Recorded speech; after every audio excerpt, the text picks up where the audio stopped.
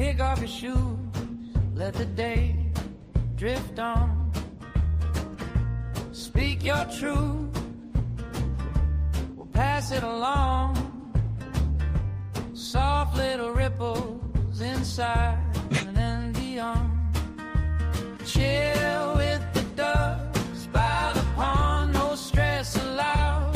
It's all gone. Touch the grass, smell the air. We're okay right here. Oh yeah. Look at the clouds rolling on. We belong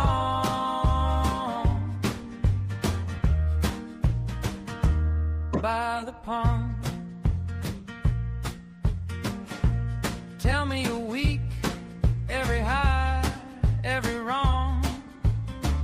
We'll laugh till it loosens what you carried so long. Hands round 'em up, stories stacked like stones. Friend after friend turns this place into home.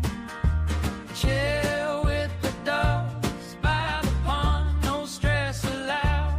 It's all gone. Touch the grass, smell the air.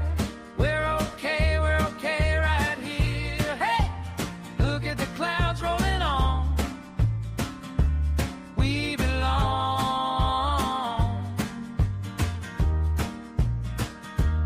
by the pond.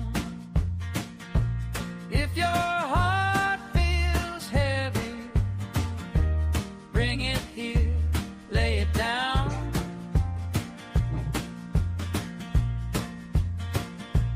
Let the breeze rewrite it. Watch it flow out of town.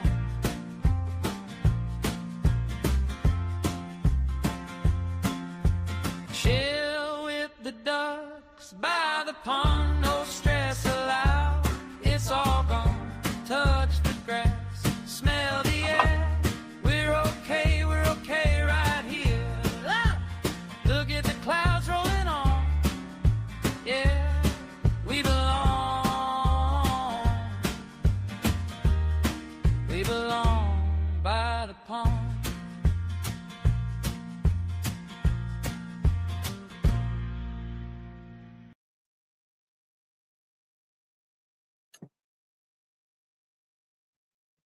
Hey y'all, hey, guess what? Change, gotta fix this. This first time I'm news. Look, I got a new mic. Rubber got a new mic. Sheila got a new mic. I finally did it. I finally broke down and got me a new mic. We're rolling with a new mic, but I don't have to have it in spring because it's just in my way. Hi guys, how are y'all? I know this is late night. This is just me jumping on. You know, we do the time that we're allowed, and right now, mom is relaxed. Everything seems calm in my house. So I hit the live button. You know how it is. Anyways, I have a few Epstein things that I pulled together, just some fun, hang around, chit chat. Nothing too crazy out of the ordinary. Just kind of just a hang, chat, chill. Nothing crazy tonight. I don't know how long. I know I have until 5 a.m. and it's only 2 a.m. here. So yeah, welcome in. 2 a.m. February. It's not even February 5th. Today is March 5th. See, I don't even know what day it is. I'm all over the place. I changed my background. We have little shamrocks because it is March. I do love the month of March. The month of March is my mother's birthday, and it's a very special month to me. So, anyways, I'm gonna roll my intro. It's less than a minute long, and then we will jump into it. Give me just 1 second. Rubber around the model room welcomes all. Thanks for stopping by, answering the call. Ups and downs are normal for some of us. Many days I beg to get off this life bus. Neon lights flicker, my shadow on the wall. Dreams on the ceiling, we run and then we fall. Sharing stories over paper cups. Wheels keep turning but never enough.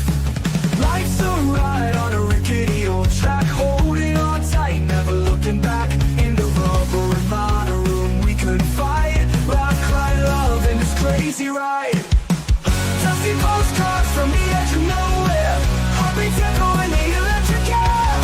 We dance on tables without to wait. Cry in the rubber and mono room, we're all high.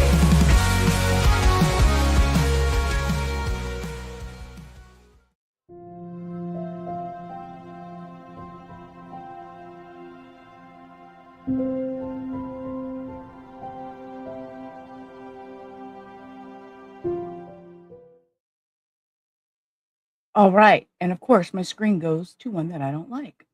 Okay. We'll get there. We'll get there. Anyways, it's been a couple days since I've streamed. Life gets hectic.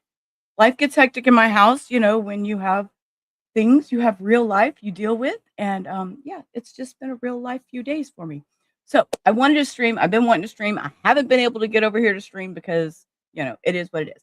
Anyway, so I threw together some Epstein things.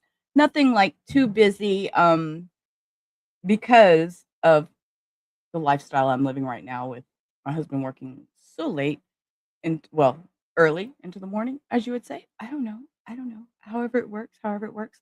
Anyways, so I wanted to go over this for a little bit. Let's change it over to this so you can see the whole thing. And yeah, we're just going to start with this. We're going to kind of go through this and see what this one's about.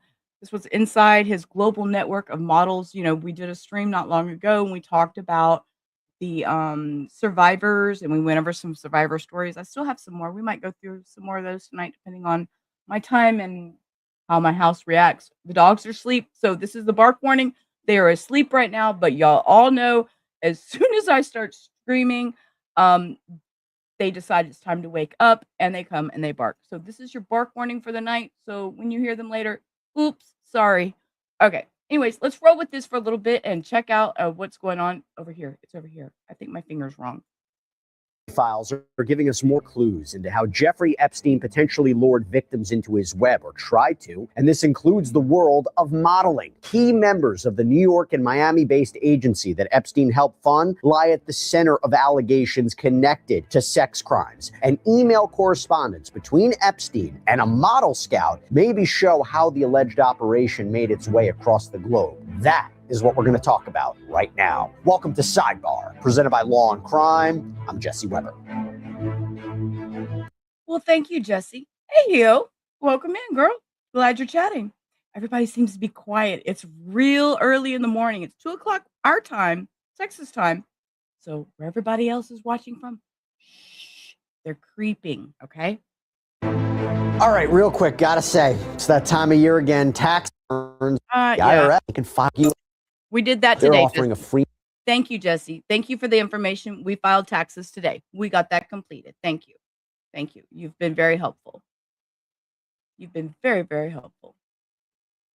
Oh, look. See, now I'm getting too far ahead of myself. Back up a little bit.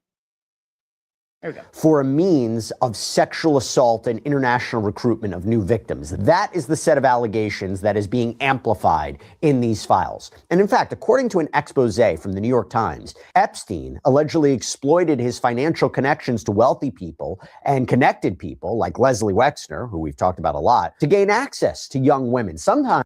Yeah, and see, and that was the thing was with Leslie Wexner. That was the guy that did all the Victoria's Secrets stuff. So he had his connection to all these models. So I remember with all that. So I'm waiting. I haven't been able to go through his deposition yet, but I really would like to, or at least do the highlight reels. I do have the highlight reels for both the Clintons pulled up. So we might review those tonight, depending on, like I said, how my house goes.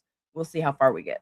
Under the guise of legitimate modeling opportunities. Now, we know that Epstein was known on the surface as this wealth financier, and one of his top clients for nearly 2 decades was Wexner, the founder of L Brands, which is the parent company of Victoria's Secret and Bath and Body Works. Reportedly, Epstein's financial influence extended beyond just standard asset management with this guy. He also had power of attorney over Wexner's personal finances. And yes, that was a big deal. And I will be interrupting for commentary because I'm streaming YouTube and Kick right now. But for I don't even know what I was going to say. Oh, yes, no, I don't even know what I was going to say. I stopped and my brain totally squirreled. Assets, including real. Oh, the assets. Yes, he signed a POA, a power of attorney, over to Les Wexner. I'm not sure what all was involved in that power of attorney, though. I haven't been able to find it. Real estate and a private plane. That's according to a power of attorney legal. Okay, sorry. They'll tell us if you just shut up, Sheila, and let them talk. Finances and assets, including real estate and a private plane. That's according to a power of attorney legal document that we reviewed. But the 2019 expose from the New York Times reveals that while Epstein was involved with Wexner's finances, He allegedly, on at least one occasion back in 1997, posed as a Victoria's Secret talent scout and lured model Alicia Arden into his Santa Monica hotel room where the report alleges he attempted to sexually assault her. Now, Wexner's business and personal ties to Epstein reportedly came to an end at around 2007. That was a key period of time. Remember, this was following Epstein's first wave of sex crimes involving minors. Remember, in 2008, he entered into that sweetheart deal where he avoided federal charges, pled guilty to Florida charges of solicitation of prostitution, including with a... Hey, y'all cut that. Y'all cut that because that's not Jesse's. His voice doesn't sound like that. Yes, he was charged in Florida in 2008, but y'all cut something there. Y'all be edited and cropping these videos and didn't do a very good job right there. What were you saying? Involving minors. Remember, in 2008, he entered into that sweetheart deal where he avoided federal charges, pled guilty to Florida charges of solicitation of prostitution, including with a minor. But going back to Leslie Wexner, that is apparently around that time when his team discovered that Epstein was also reportedly misappropriating Wexner's funds. According to Wexner's statement to the Wexner Foundation, this misappropriation involved vast sums of family money, some of which were later recovered, and some of which the statement says had been channeled into charitable foundations controlled by Epstein. It was later announced in 2020 that Wexner would be stepping down as CEO of the company, transitioning to chairman emeritus. This is following a decline in sales. Some have speculated maybe that was due in part to his connection, his ties to Jeffrey Epstein. And by the way, in 2020, L Brands announced a deal to sell a majority stake in Victoria's Secret to Sycamore Partners, though that transaction was later terminated. Now, I do want to add that Wexner... And by the way, for us larger size women, Lane Bryant has also been bought out by the same company. And all my credit cards for Victoria's Secret and Lane Bryant are all under the same umbrella. Hello. Actually gave a deposition in the Epstein probe last month where he denied any knowledge or involvement in Epstein's alleged sex trafficking activity. We did an entire episode on Sidebar on this deposition. So if you... Oh, we might have to go watch. We might watch that one after this. We might watch that one. Well, we could. The deposition is so long. That's why I didn't want to just sit and watch the deposition. Because with Jesse's commentary, I can give my commentary on top of Jesse's, and then we can have a whole discussion. If nobody talks to me in chat, I can at least talk to Jesse and say, fuck y'all, right? Want to take a look? It's up right now on Long Crime's YouTube channel. And to be clear, though, with Leslie Wexner, he hasn't been officially implicated in a crime. There's neither concrete evidence that he knew about what Epstein was allegedly a part of, and he hasn't been charged with a crime. But Epstein's connections to the modeling world span much further than his dealings with Leslie Wexner. In fact, he helped fund a modeling agency called MC2 Model Management. It's founded in the early 2000s by French model scout Jean-Luc Brunel, who is a character that we've talked many times regarding the Epstein saga. He was later accused of sexual... Wait. Jean-Luc, okay. Abuse, implicated in multiple civil suits. Now, included in the latest batch of Epstein files is this document related to a lawsuit from 2023 between the U.S. Virgin Islands and J.P. Morgan Chase surrounding Epstein's apparent criminal activity, okay? And in that filing, J.P. Morgan Chase agrees that they approved a $1 million standby letter of credit in Epstein's name to support a loan to MC2 Model Management in 2005. Now, the agency represented big-name clients like Nordstrom, Macy's, Neiman Marcus, Saks Fifth Avenue, operating primarily out of New York and Miami, with models recruited internationally. But when it comes to the talent that MC2 apparently scouted out, you have these newly surfaced emails, these correspondence and statements from accusers that suggest that while some of the girls and women were presented under the guise of legitimate modeling work, many were seemingly funneled into environments where Epstein and perhaps his associates could allegedly exploit them sexually. And this is where Daniel Siad comes in. So Siad is apparently a Swedish modeling scout who was commissioned under Brunel to find new talent for MC2. But he also appears in the Epstein files nearly, 1,000, 2,000 times? One of those mentions comes from an email sent by Stan Pottinger, a lawyer for several Epstein victims. Here's what he apparently said in a 2016 message to a New York district prosecutor detailing information that was received from Brunel.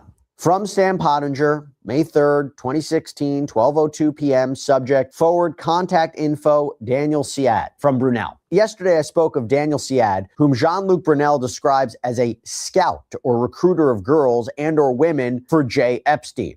Attached to this incoming email from Brunel is the contact information he has for Siad. Best while I do appreciate the fact that they do attach they put the email here for us to actually see the email that goes with what they're talking about, I wish they'd put the little file number so I could go pull that exact file number so I could go see this for myself, because I don't have the patience to thumb through all those files right now. Regards, Stan. Now, while this email was sent in 2016, you had conversations between Epstein and Siad. Oh, but I can look. They have that Gmail thing. Hold up. I have that over here.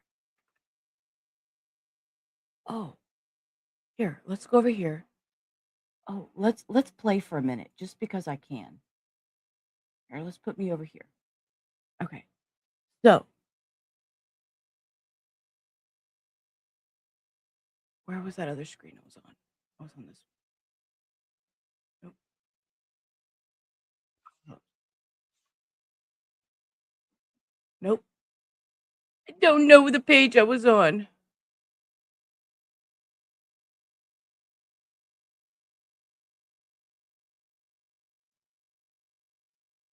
Okay, it was this one. What did they call this guy's name?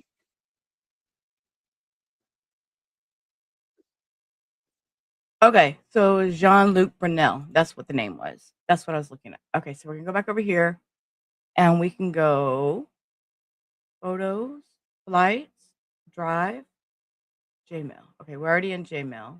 So how do we search? Search mail. We'll put Jean-Luc. Oh, look, a whole bunch.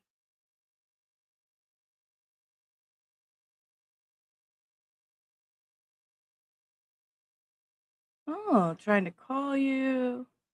Okay. Okay.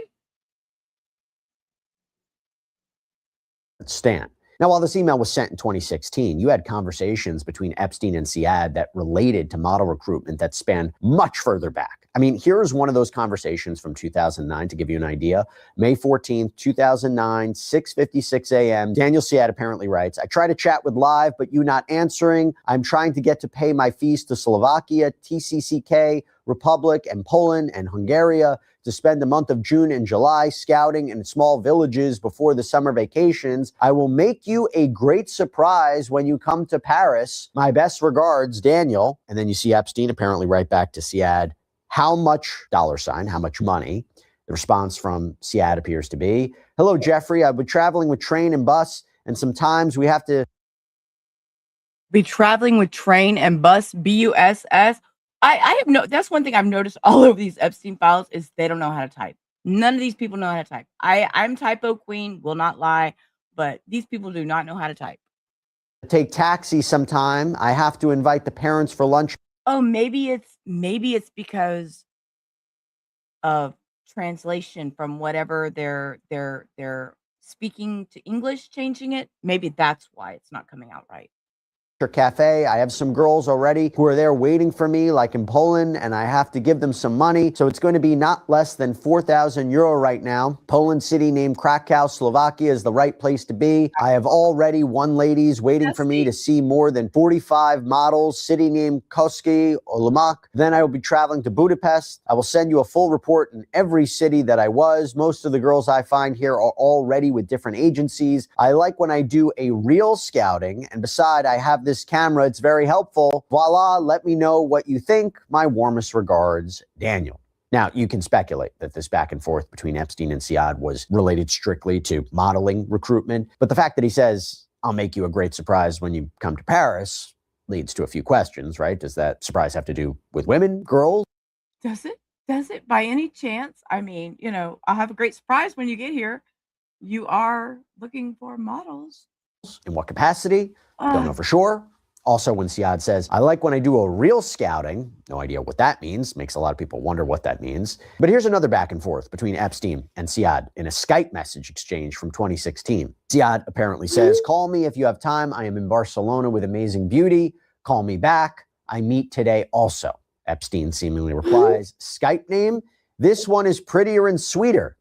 Siad seemingly replies the next day, yes, like style, very sweet. She hasn't been around, may not be worth it to put in the fashion industry. Sorry, her full name is an Epstein. What? What is happening? Call me if you have time. And I'm in Barcelona with an amazing beauty. Call me back. I met blank today also. Skype name. This one is prettier and sweeter. Yes, like blank style. Very. What in the world is happening? You dirty old men. In replies to Siad, call me. Now, again, this conversation could be purely surrounding legitimate modeling purposes. But the way they describe this, right, they describe women or girls in question, makes you wonder if there were other purposes for recruitment. That could be an allegation. We don't know for sure. But here's another example of similar correspondence from 2017 that I want to call out. Now, Siad, who attaches a photo of a redacted female, says, cute French girl in Marrakesh, 22 years old. I took some picture of I know her for 4 years. She said that she is happy to meet you. Her name is redacted. Right now she works as boutique chef in Champs-Élysées. And on the following page is more images of what appears to be the same woman in a different setting. Y'all, and Epstein then replies, cute. Now, 2 days later, he writes again, all good? To which Siad seemingly replies, when would you like to come to visit Marrakesh? I can organize amazing casting and great place to stay, private house. If you would like to stay at Mandarin Oriental, the owner is a very good friend of mine, Nasser El Kabash. It's difficult to take pictures. The best is to organize a casting. I just meet a friend of mine. She has been scouting for a long time. She is interested to open an agency with me, also to work on Fashion Week project in Marrakesh.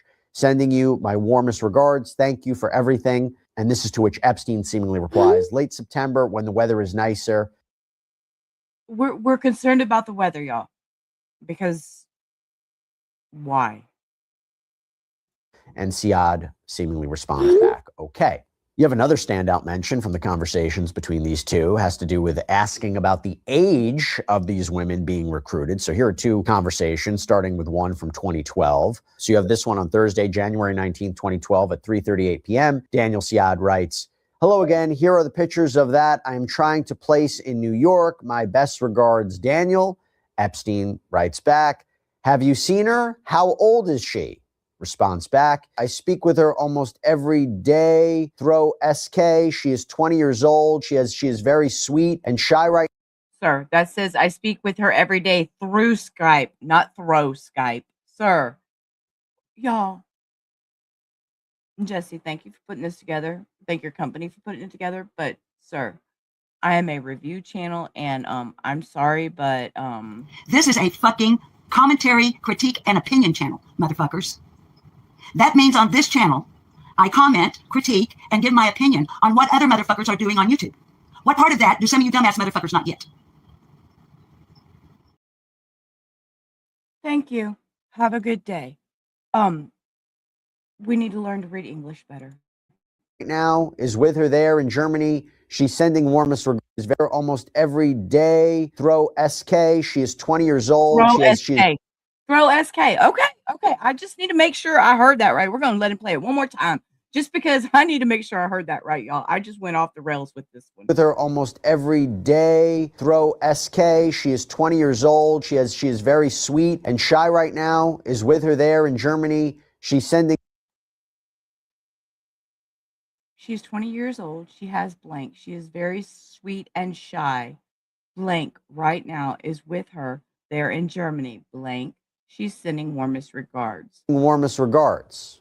I don't know. Very sweet and shy. Not exactly sure if that's, necessarily what modeling scouts are looking for when assessing new talent. Maybe not. Personality matters. But I do want to move on to this other conversation from 2014. Okay. August 27th, 2014, Jeffrey Epstein seemingly writes, question mark. And Daniel Siad seemingly writes back, and she cooler than Daniel Siad.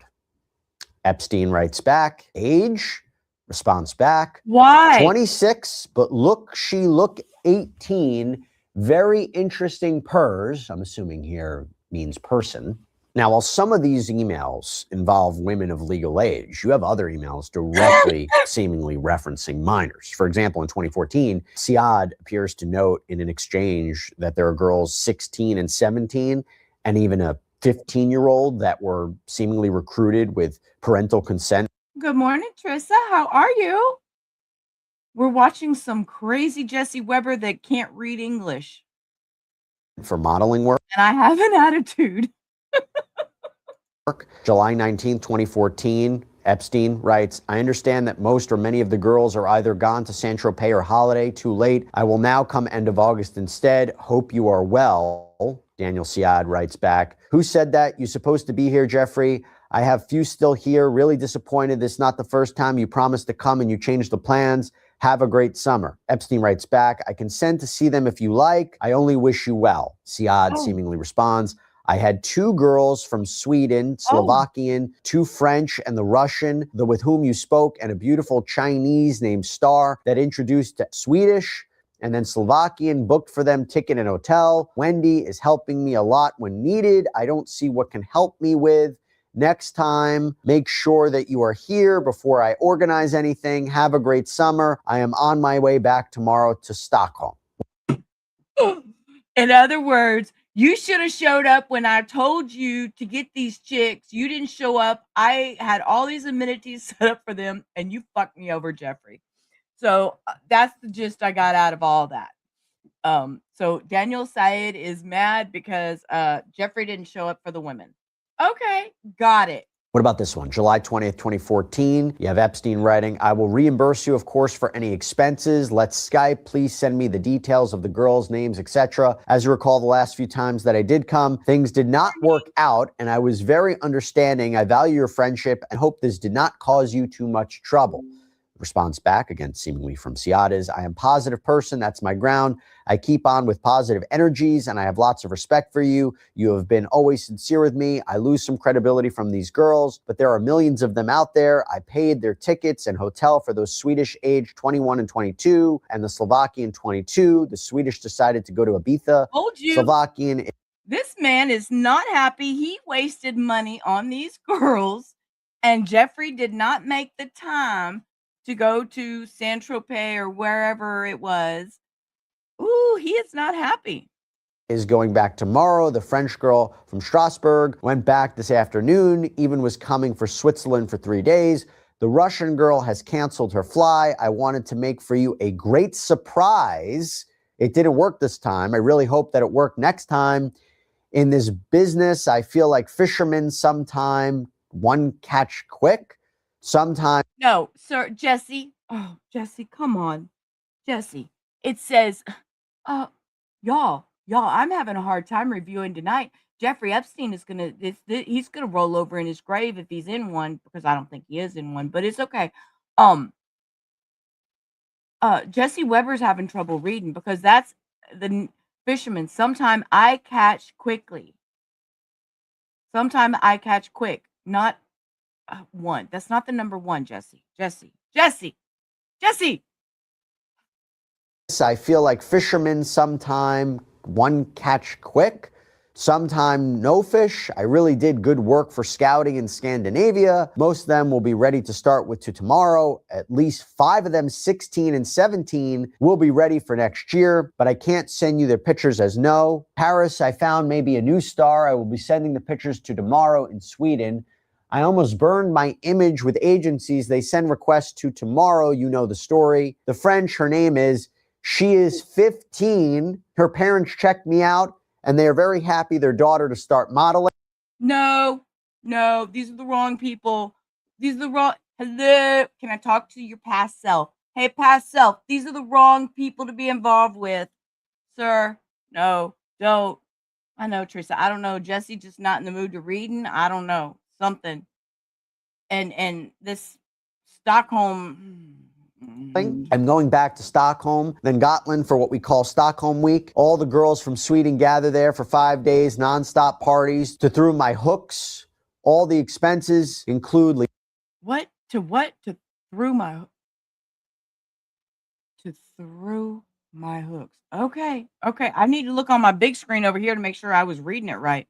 Okay, that's what it says. To through my trucks. Whew. Yeah, the Clintons. I've got those pulled up on some little the best moments of them, because we would be here all freaking night if I did the actual depositions. Days, nonstop parties, to through my hooks. All the expenses include Liana ticket and her pocket money. Really happy to get out of there. A real nightmare. I spend $2,700. Sir, Jesse, that's not what that says. It's happy to get out of here. It doesn't say there. Jesse. Yo, I'm sorry. Pocket money. Really happy to get out of there. A real nightmare. I spend €2,700. Please try to call if you have time. Warmest regards, Daniel Siat. I know it's kind of broken in English, but you kind of get the idea there. Now, a couple things. Some of the models in this discussion, again, are... Oh, this looks like Disney something. What is this? What kind of dress is that one in the far right-hand corner? Ooh, okay. allegedly 16 and 17, but now you just heard reference to a 15-year-old. And knowing the allegations and what Epstein was ultimately convicted of, you talk about minors, it's chilling to read these girls were potentially entangled in the agency. Also, the fact that Siad labels these potential recruits by nationality instead of name, little dehumanizing. And I also have to call it this quote, like about the fishermen, you catch quick, sometimes no fish. Yeah, I don't know about that one. Putting model scouting and fishing in the same sentence sounds a lot more like hunting for food than it does business. But again, you know, people talk in weird ways. It might not suggest any criminality or any knowledge of criminality or any illicit behavior, but icky to say the least. Now, again, maybe that's just also how the modeling industry describes the job. Here's another example of model recruitment, these talks between Epstein and Siad from 2011, okay? Siad seemingly writes, here is Jessica, 19 years old, half French, half Berber. And What? Okay, they're all so young, and I know modeling starts off young. But, oh, measurements, 80C, 69. then gives off the measurements. Very nice girl. Jeffrey Epstein seemingly writes back, not very interesting. So What? Half French, half Berber. Gave her measurements. Jeffrey said, not very interesting. Sorry. Oh, we have standards. Okay. sorry. Now, we can dissect these emails all we want, but we have to address what insiders and accusers have also said about Epstein's alleged involvement with Jean-Luc Brunel and MC2 Model Management. Here's what famous Epstein accuser, the late Virginia Giuffre, known as Jane Doe 3, said in a 2014 court filing. Another person in Epstein's inner circle of friends who becomes apparent with almost no investigative effort is Jean-Luc Brunel. Epstein sexually trafficked Jane Doe 3 to Jean-Luc Brunel many times. Brunel was another of Epstein's closest friends and a regular traveling companion who had many contacts with young girls throughout the world. Brunel has been a model scout for various modeling agencies for many years and apparently was able to get U.S. passports for young girls to work as models. He would bring young girls ranging to ages as young as 12 to the United States for sexual purposes and And just for knowledge, Jean-Luc Brunel is deceased. He was 76. And he was in a La Sante prison, and he was found hung. So, yeah, he was in prison and he was found hung. So he's no longer with us. Farm them out to his friends, especially Epstein. Brunel would offer the girls modeling jobs. Many of the girls came from poor countries or impoverished backgrounds, and he lured them in with the promise of making good money. Epstein forced Jane Doe 3 to observe him. Brunel and Maxwell engaged in illegal sexual acts with dozens of underage girls. Epstein also forced Jane Doe 3 to have sex with Brunel on numerous occasions at places including Epstein's mansion in West Palm Beach, Little St. James Island in the U.S. Virgin Islands, many including orgies that were comprised of other underage girls, New York City, New Mexico, Paris, the south of France, and California. By the way, Brunel denied all wrongdoing. He was awaiting trial at the time of his death, which we'll get into a little bit later. Sorry, jumped the gun on you guys. Y'all know I watch these blind. They're blind reaction reviews. I know what I want to watch. I don't watch it. I watch it with y'all. So I didn't know they were going to go into that. Sorry about that. You know, that's me jumping the gun, needing that Mrs. Kravitz info. Later on, but also included in the files is a 2010 deposition from MC2's former bookkeeper, Maritza Vasquez. And here's a portion of how that went, okay? Question, and what is your understanding, or what was your understanding that Jeffrey, in terms of Jeffrey Epstein's involvement with MC Squared? Answer, Jean-Luc always said that Jeffrey was his friend, that he is a millionaire, and that Jeffrey was giving him the money to, loans or whatever, and the apartments for the girls and things like that.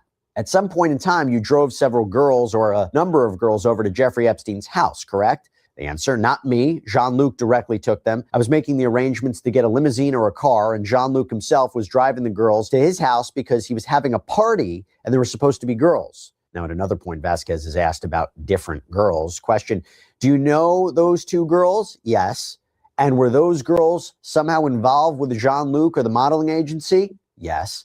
They were both MC Squared models? Yes. And at the time when they began, how old were they? Do you remember? I believe was like 14, 15, and was 13, 14 when she came. Do we not see a problem with this? And all this is just now all coming out. Like, I mean, it came out, some of it came out in 2008 when he was first convicted, but now more of it is coming out. And not only did the Clintons, they're calling for Pam Bondi to also testify. So that I'm waiting for would be interesting.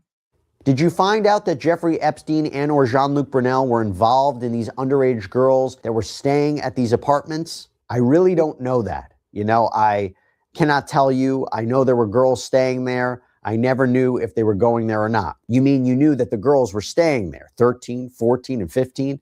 Some of the girls were underage, yeah, as well as 13, 14 or so, 13. But they even said, the girls had said that they would go to the school, pick up their friends and say, hey, come over here. This guy will let you give him a massaging for $200. And then if I bring a friend of a friend, what the hell? Oh, my phone just start working. You bring a friend, they'll give you 200, they'll give me 200 for bringing you, and you get 200, and then you bring a friend. And I mean, it was just a line of succession of who's next. Or 14, yeah. Did you ever ask any of the girls if they were sexually involved with Jean-Luc and or Jeffrey Epstein? No. One time there was a problem with, and I believe she was 14 years old, and she tried to go, or they took her to a discotheque in Miami Beach. And when I went to work the day after, they told me that the police was asking. So since she was doing whatever she wanted, I brought her to my house and I said, you're not going out at night. You're only 13, 14, and that's my responsibility.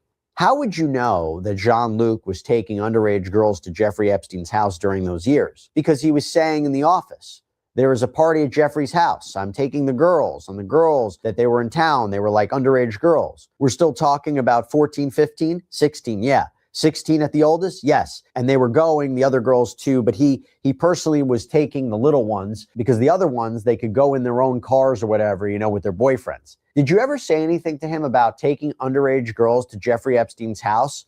As a mother, I always told him that they were underage girls, and he was saying, oh, that I'm the father. Now, the guard. Excuse me.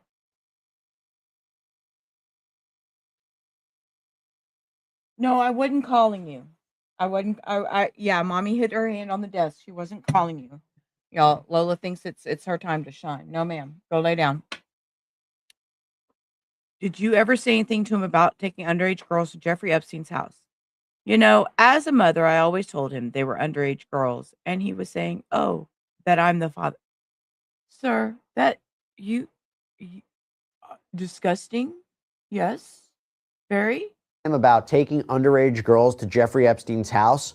As a mother, I always told him that they were underage girls, and he was saying, oh, that I'm the father. Now, The Guardian put out a report in 2022 surrounding accusers in Epstein and Brunel's circle, dating back to the late 80s before the company was ever founded. And one accusation mentioned was from a woman named Courtney Sorensen, who detailed an alleged casting call with Jeffrey Epstein for a Hollywood movie that was arranged by Brunel. Here's how Sorensen described this alleged encounter. The appointment at 6 p.m. on 3rd of May, 1988, was at an apartment just off the Champs-Élysées. Epstein, who was joined by a videographer, told her, "First, I need to see that you're a good kisser and that you're passionate. This is going to be a movie with a lot of love scenes, romance. So That's not how we interview people. Oh my God. Oh my God. And these girls being young would be like, okay, sounds good to me. I'm a gullible teenage kid that'll do whatever. Okay. Let's make out and oh, oh, let's make out and it'll all be okay. Let's practice kiss for this role play. I'll be passionate for you. Do you need me to pull my y'all? I'm You know how sometimes you just get that feeling like these people ain't normal? It's just like that kind of, just that sense, just that something was off. something's way off. Way the fuck off. Way off. want to make sure that you have the right body and show us what you're capable of." Sorensen expressed her discomfort, telling him she would prefer to do this with an actor and not with him, but went along with it. She says he then suggested moving to the kitchen to film a different scene. Epstein told her, "I'll come up and start kissing you from behind, and then we'll make out on the floor." Sorensen says it was when he put his hands on her breasts and up her skirt. Why did I know this was all going to go there? Why did I already predict, not watching this shit, not knowing? Why did I already predict that we were going to go there? We knew. That she broke away and told scene. Epstein told her, "I'll come up and start kissing you from behind, and then we'll make out on the floor." Sorensen says it was when he put his hands on her breasts and up her skirt that she broke away and told him it wasn't appropriate. She remembers he then tried to hug her and began touching himself. "That's when I just had to get out of there," she says. "I remember shaking, the shame and the fury."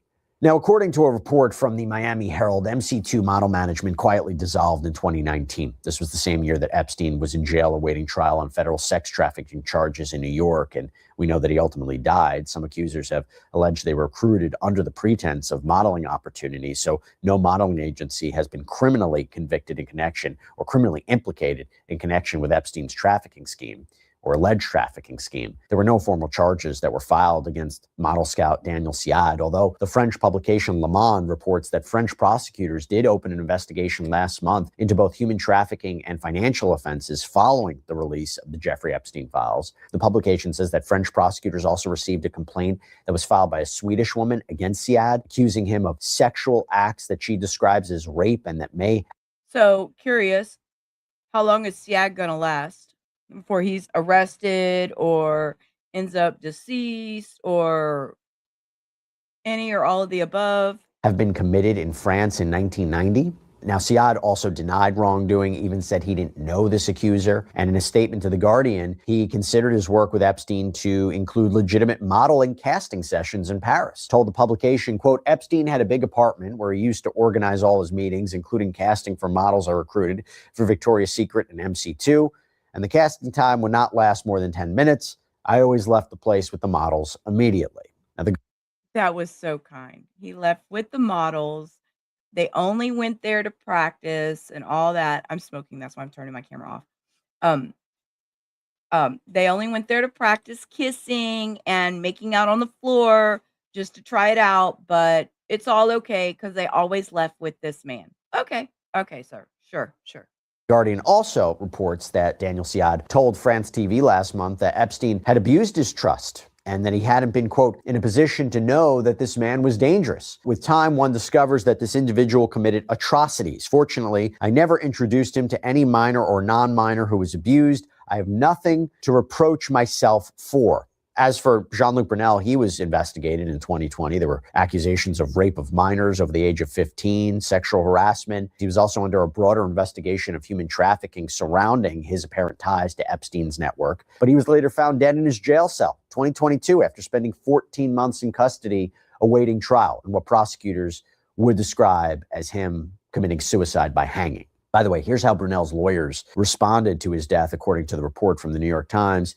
His decision was not guided by guilt, but by a deep sense of injustice. Mr. Brunel had never stopped claiming his innocence. But there you go. Another component to the Another component.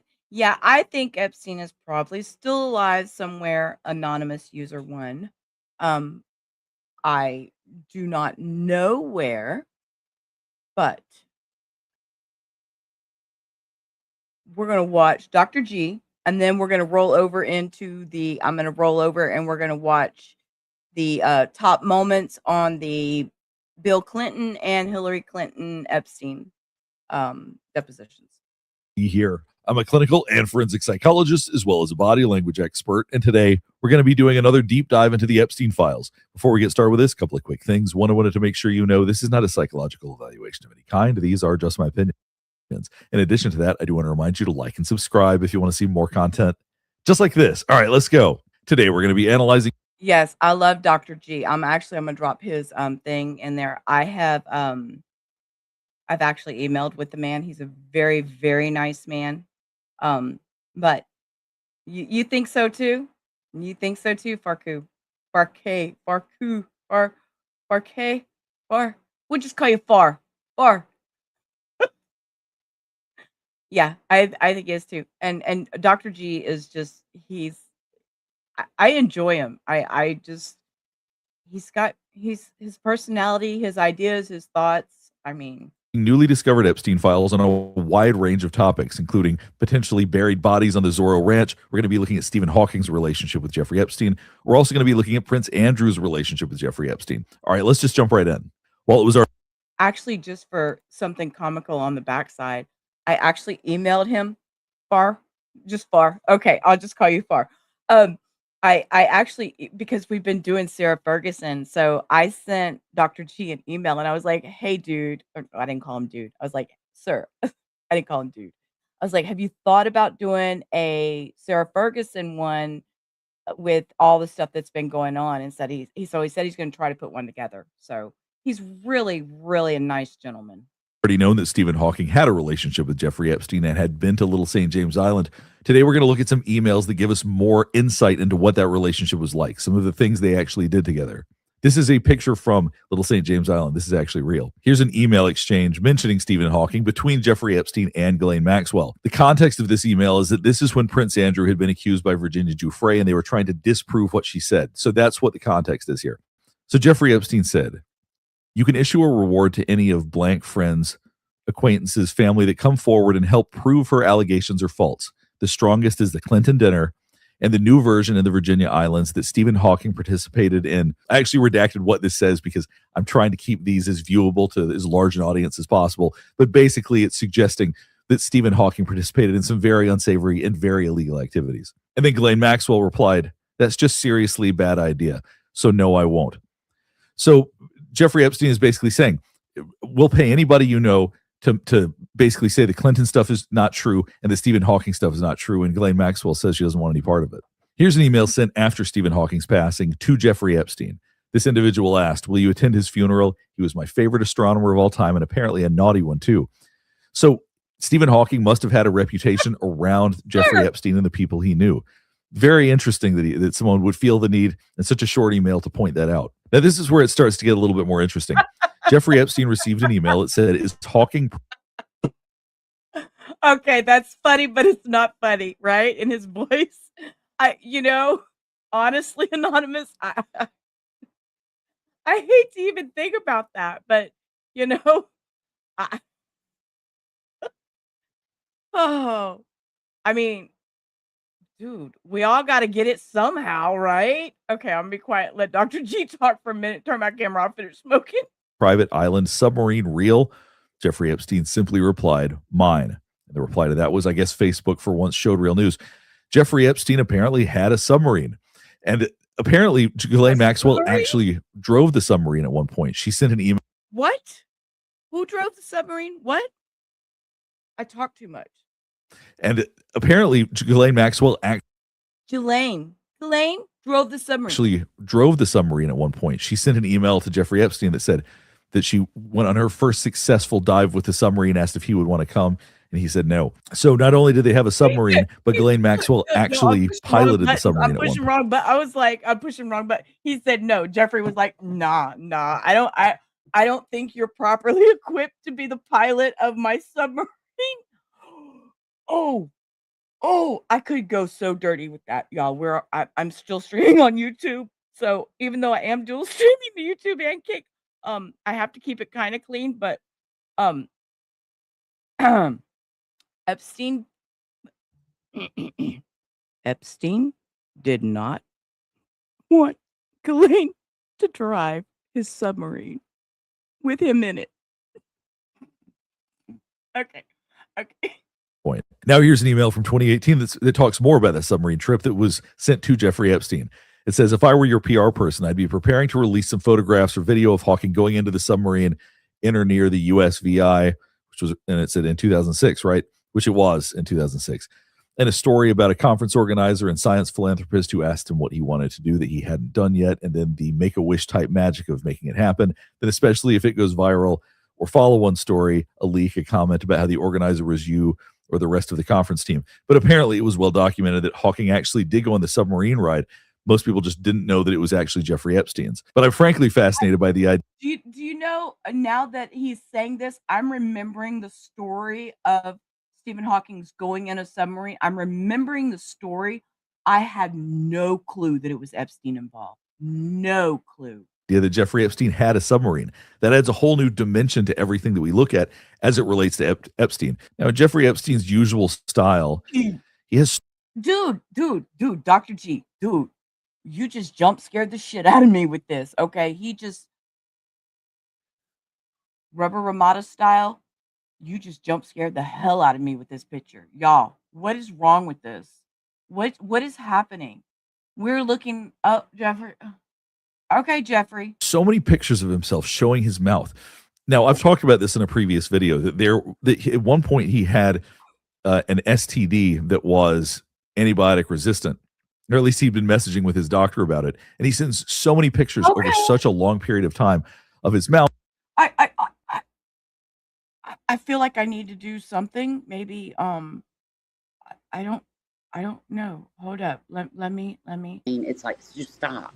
I'm trying to help you, and you won't take the lifeline. Just stop.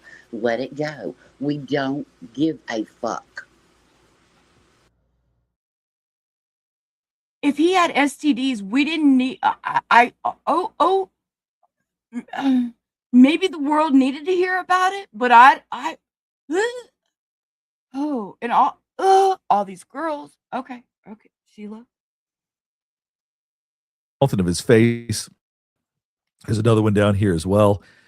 It seems to be something that really persisted, that he really struggled to get rid of. And I don't know if all of these are related to his STD issues, but they really seem to have plagued him for a long time. As I was going through the files, I ran across some other just odd pictures of Jeffrey Epstein, and it looks like here he's doing some kind of photo shoot. So now we're going to dig into a bit of Zorro Ranch, which was one of the estates owned by Jeffrey Epstein. Okay, and now, like, there's discussion now about the Zorro Ranch. I read today that they're talking about whoever owns it now allowing them to probe the property, research the property. There's all kinds of discussions about that right now. Ooh, look, y'all, I got all kinds of messed up here. It's okay. Look, it's 2:45 in the morning for me, so it's me. Epstein in New Mexico. These emails that I'm about to go over have been shared pretty widely, but I found some details that other people haven't covered so much. But I'm going to explain what these are, and then we're going to get into some of the other information we found. As you can see, there's a bunch redacted down here. Once again, I redacted that because what this said was so reprehensible that I'll just give you an idea of what it was, but there's no reason to include it in the video. So here's an email that was sent after Jeffrey Epstein's death, November 21st, 2019. Edward, this is sensitive, so it will be the first and last email depending on your discretion. You can choose to take it or trash it, but this comes from a person that has been there, seen it all, as a former staff at Zorro. The material was taken from Jeffrey Epstein's home as my insurance in case of future litigation against Epstein. Sorry, no questions. What is damning about Jeffrey Epstein is yet to be written. Did you know somewhere in the hills outside the Zorro, 2 foreign girls were buried on orders of Jeffrey and Madam G, both died by strangulation during pretty awful activities. Now, all of these things I redacted down here. These were all file names, and they were reprehensible, awful file names that would basically prove Jeffrey Epstein and other people had been involved in really awful stuff. The names of the files alone were so bad that I had to just cover. Look, and I'm clicking the wrong freaking button again. Stop. I'm gonna screenshot this so that I can go try to find this.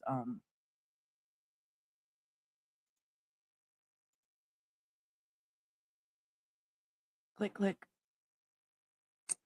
Click, click. Okay, thank you. All of that, but just understand that's the context of this. Now, here's where it starts to get a little bit trickier. Now, you'll notice at the bottom it says, please arrange for 1 Bitcoin by 6 p.m. Eastern today at this address.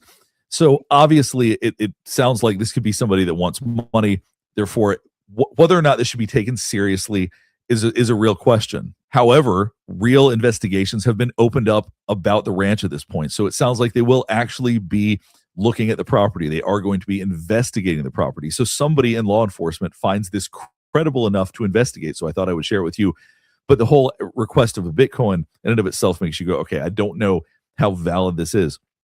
However, there were 2 versions of this same document that were included in the release of the Epstein files. I'm going to show you the other one. Now, you heard the part where I referenced what Jeffrey Epstein did. I did not redact this. The second version actually had what Jeffrey Epstein was accused of redacted. Now, why on earth would they have redacted that?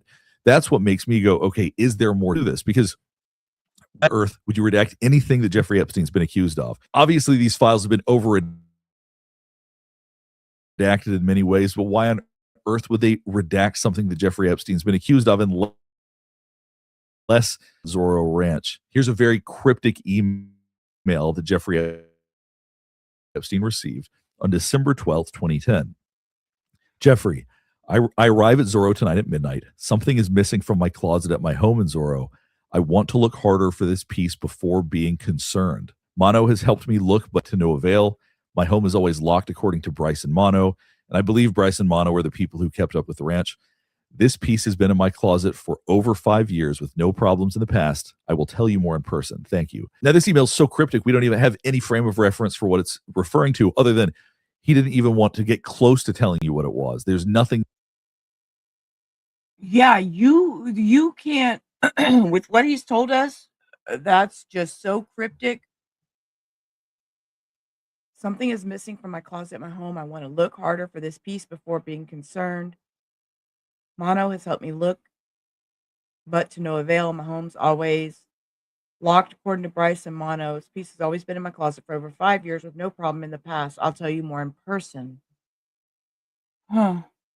You could infer what this was based on the email, which to me always says that's definitely worth looking into more. Because if someone is this, that they're A, going to be concerned, and B, don't want to talk about what it is and are going to tell them more in person, that seems extremely significant. So these are the kinds of things that happen at Zorro Ranch. We see these kinds of cryptic, vague emails. Have you ever Googled your own name or email address? Before I had Aura, I did. And what? We don't need your permission. Thank you. Appreciate it. Over time, disappear without info appears on a key.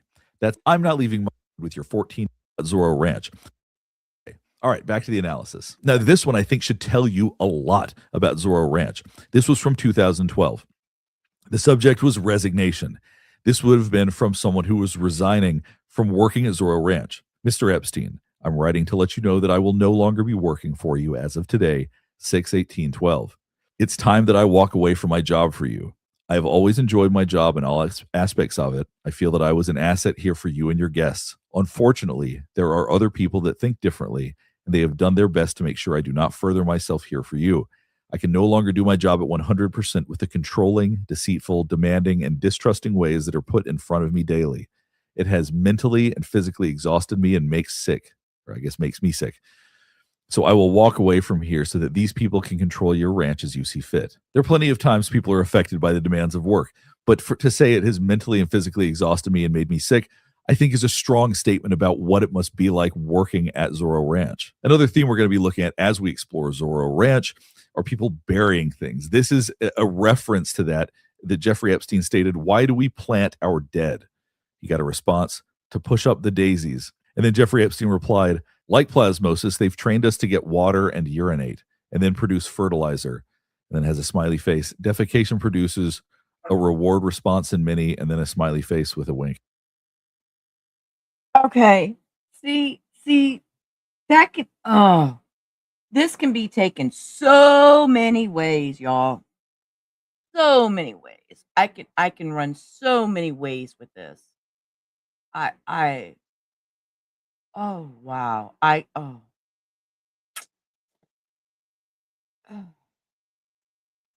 Ugh, okay. So See, and look, even he was like, I mean, he felt it too. His hand went up.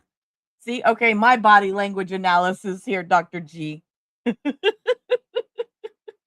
is a reward response in many, and then a smiley face with a wink. Ugh, okay. So they engage in the best versions of deceptions, vines, strangle their neighbors. Tea has a hormonal effect on women. Wild. So somehow, even talking about flowers and plants, Jeffrey Epstein is able to make it tremendously perverse. This is just who he is. He sees everything. Okay, but see, with my mind, anything that I think of that has to do with Jeffrey Epstein goes perverse.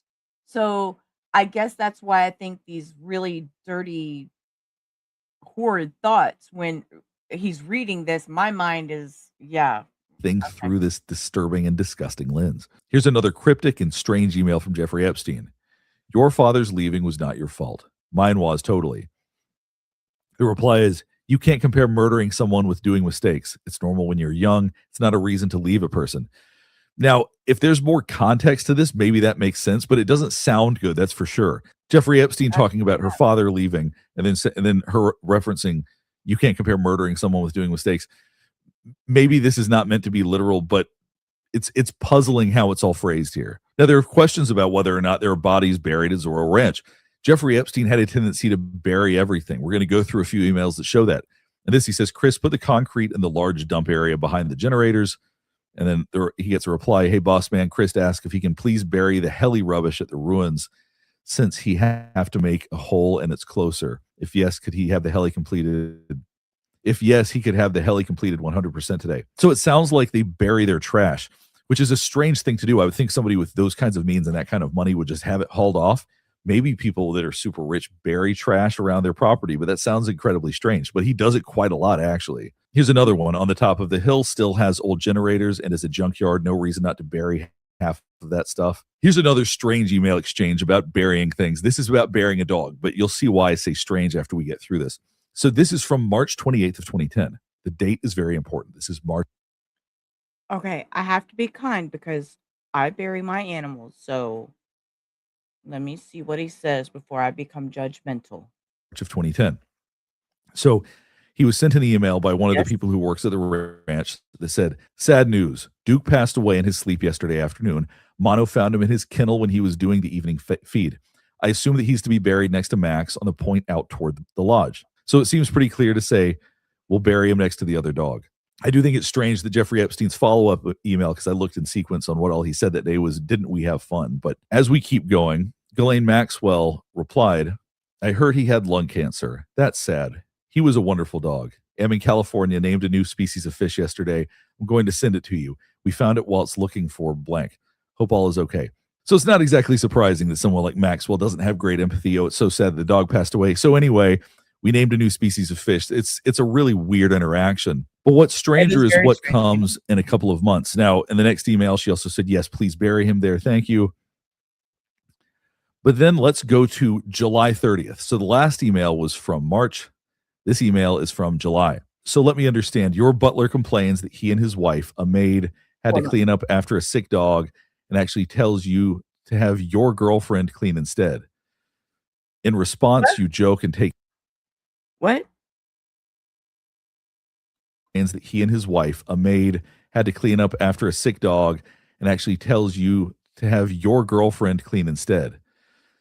In response, you joke and take his side instead of telling him the dog, which is more important than him.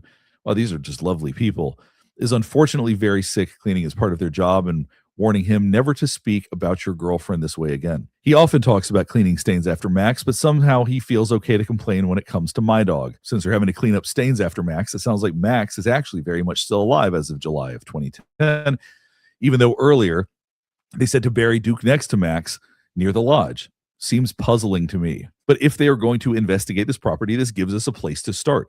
if they're going to investigate where there might be bodies buried, over next to the lodge might be a good place to look. The worst case scenario is that there are dogs buried there. But if they are actually going to do a real forensic analysis of this place, that would probably be where you'd want to look. Here's another email from Jeffrey Epstein about burying things to one of his workers at Zorro Ranch. The rusted boat trailer, the old hammer on top of the hill. Do we bury these things? Send it to the dump? Why not get some of the junk cleared? I stand by it being an incredibly strange thing to do, to just bury trash. Maybe billionaires do that. No, they're not going to bury trash. Well, depends on where they were burying it at. I mean, they're burying it on the island, but they've got to have people that come in and take their trash. That doesn't even make good sense. So no, they're not going to be buried trash. And yes, we are known for our ducks. We're Rubber Ramato. We have stress ducks to get us through those rough times. And I'm actually not needing it tonight because I'm smoking. So I turn my camera off to smoke and I hang out. Thank you for being here. If you don't mind, everybody take a moment, hit that thumbs up wherever you may be. If you're on Kick, hit the follow button. And yeah, thanks for being here. Not familiar with that practice, but I would have thought of that as being more of like a country thing than a billionaire thing. Here's an email that Jeffrey Epstein sent himself that I covered in a previous video. Now, I will tell you the stuff that I've seen, Jeffrey sends himself emails. He like dictates to himself, or if he finds a file of something that he wants to save, he emails it to himself. He's very, very meticulous when it comes to having his reminder stuff in his emails. But it does say Michelle violation, bury side of hill. What an incredibly specific and incredibly odd note to send to yourself. Here's another miscellaneous email I ran across, and this one is to Ghislaine Maxwell. This is from 2003, so January of 2003. Somebody sent her the email, any interest in being on the Shadow Commission on 9/11? The membership list is secret. So what would qualify someone like Maxwell, particularly back in 2003, to be on a shadow commission about 9/11? How was she connected to all of this? What did she know? Who did she know? This truly is one of the more peculiar emails I've run across. Now we're going to explore the relationship between former Prince Andrew and Jeffrey Epstein. Now, for those of you who don't know, who aren't following this closely, he was arrested recently. Yes, he was arrested on his 66th birthday because he needed that special birthday present. Yes. Former Prince Andrew was arrested on his birthday. We went over that a few days back. Because he was the UK trade envoy between 2001 and 2011, and he shared government secrets with Jeffrey Epstein. That was the issue. Now, there was all of this strange sexual issues that he had, but that's not what the arrest was about. This was about the trade secrets that he gave to Jeffrey Epstein. I'm going to show you in the Epstein files the type of information that he shared. Now, obviously, we don't have copies of the documents because these would be sensitive, but this is an email that was forwarded to Jeffrey Epstein by Andrew. This email was received by Andrew at 1400 hours and 57 minutes and forwarded 5 minutes later to Jeffrey Epstein. And you may wonder, well, what's so important about this? Who cares about visit logs and visit reports? This was the value that Andrew had to Epstein. He was able to provide him with government secrets, and Andrew clearly didn't think twice about it. Forwarded him an email 5 minutes after he got it. This was not the stuff that he was focused on. He was focused on all of the girls and all of the women and all of that stuff. That's what Andrew wanted. He was so focused on that, he didn't even think twice to share these secrets with Epstein. We learned all about that. He was ready to give up all that. He's like, here, I'll give you all the secret information you need so long as you just keep sending them girls my way. We're going to have a hot tub party. Oh, wait. No, that was Clinton in the hot tub. Okay. Shh. I'll back off. Epstein. So the question is, why would Epstein want this? What are visit reports going to do? What are trade envoy secrets going to give him? Well, given that he has a tendency to blackmail people, given the fact that he likes information on people, this can give him the kind of information that gives him leverage. He can find out people's financial information, who went where, what different people that are associated with the government are up to. Yeah. This gives him information, which gives Jeffrey Epstein power. So this is precisely why Jeffrey Epstein had a relationship with former Prince Andrew. It's why Ghislaine Maxwell brought... And exactly why he had a relationship with all the previous powerful men, because... Okay, I'm going to say this very kindly. Some of them were not very handsome and probably couldn't get anything on their own without paying for it. So, yeah, I said that out loud. Okay, we'll let Dr. G talk.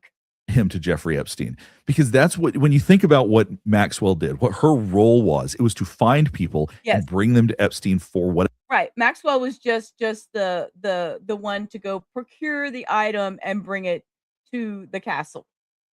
Whatever his needs were. So whether it was people for sex or whether it was people that were in government, that were connected, that were billionaires, that were rich and powerful, Ghislaine Maxwell's role was to bring people to Jeffrey Epstein. And that's procure the item and bring it to the castle. I'm trying to be really respectful. Y'all know I could be really okay. I'm being good. I'm being good, y'all. I'm really being respectful. exactly what she did. As Andrew was all focused on all of the girls, we're going to go through some of this. That was never the interesting connection for Jeffrey Epstein. He wanted information and he got it. And who knows what he did with it. Without going into great detail with all of these, I'll sort of summarize what some of these emails were. There were a lot of panicked emails from former Prince Andrew saying, we need to get rid of this. We can't have this. He was one that was really anxious. And Epstein and Maxwell kept going, yeah, it's going to be fine. We're going to make things go away. That was what the content of a lot of emails. I'm waiting for paternity tests on that. I'm gonna hold my breath. I know I've heard that too, but I'm gonna hold my breath until I see some paternity tests. Were once the Virginia Giuffre story broke. Now here's an email from Jeffrey Epstein where they're talking about Andrew. Without going into too much context, this is the more important part, is what I'm going to read at the end. His phones are all wired and most emails except a BlackBerry account are tagged. He doesn't know that either. So who they were tagged by, who they were wired by, it could have very well been Jeffrey Epstein himself. He collects information on people. There is no shortage of data that shows that is precisely what he did. Andrew, he was not Andrew.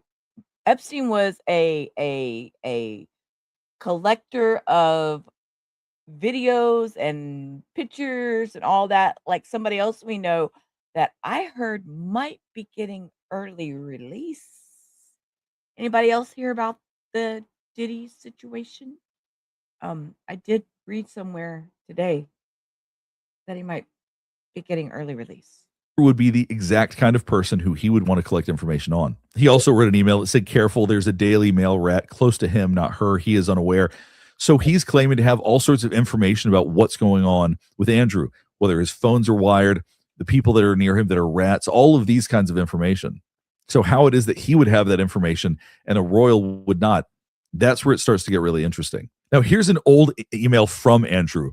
He would send it under the name The Invisible Man. And they were oftentimes just gushing with expressions of how much he just loved Ghislaine Maxwell. I so look forward to catching up with you before you disappear to some exotic place. And please don't catch anything nasty on your travel. Masses of love and thanks. And don't catch anything nasty. Y'all heard that. He said, don't catch anything nasty. Y'all remember all these lip pictures we just got through looking at? And these pictures and yeah, don't catch nothing. Sir, he's already got something nasty. Drew. Now, here's an extremely consequential email from Ghislaine Maxwell. Andrew had had a picture with Virginia Giuffre, and that was used by her to say, look, I was actually there. I actually met with Andrew, and he actually did what I claimed. Whereas Ghislaine Maxwell, Jeffrey Epstein, everybody would say that picture is we can't find the original. It doesn't exist. Therefore, it must be a fake. They would talk about that over and over and over again. But right here, we know for the first time with real confirmation, this is an email that Ghislaine Maxwell sent to herself.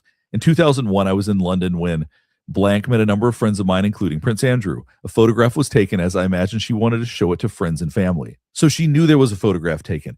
These are the kinds of things that Maxwell and Epstein probably did in order to blackmail people. So this picture was probably Maxwell's idea. It backfired spectacularly, but they always talked about how the original can't be found, so it must be a fake.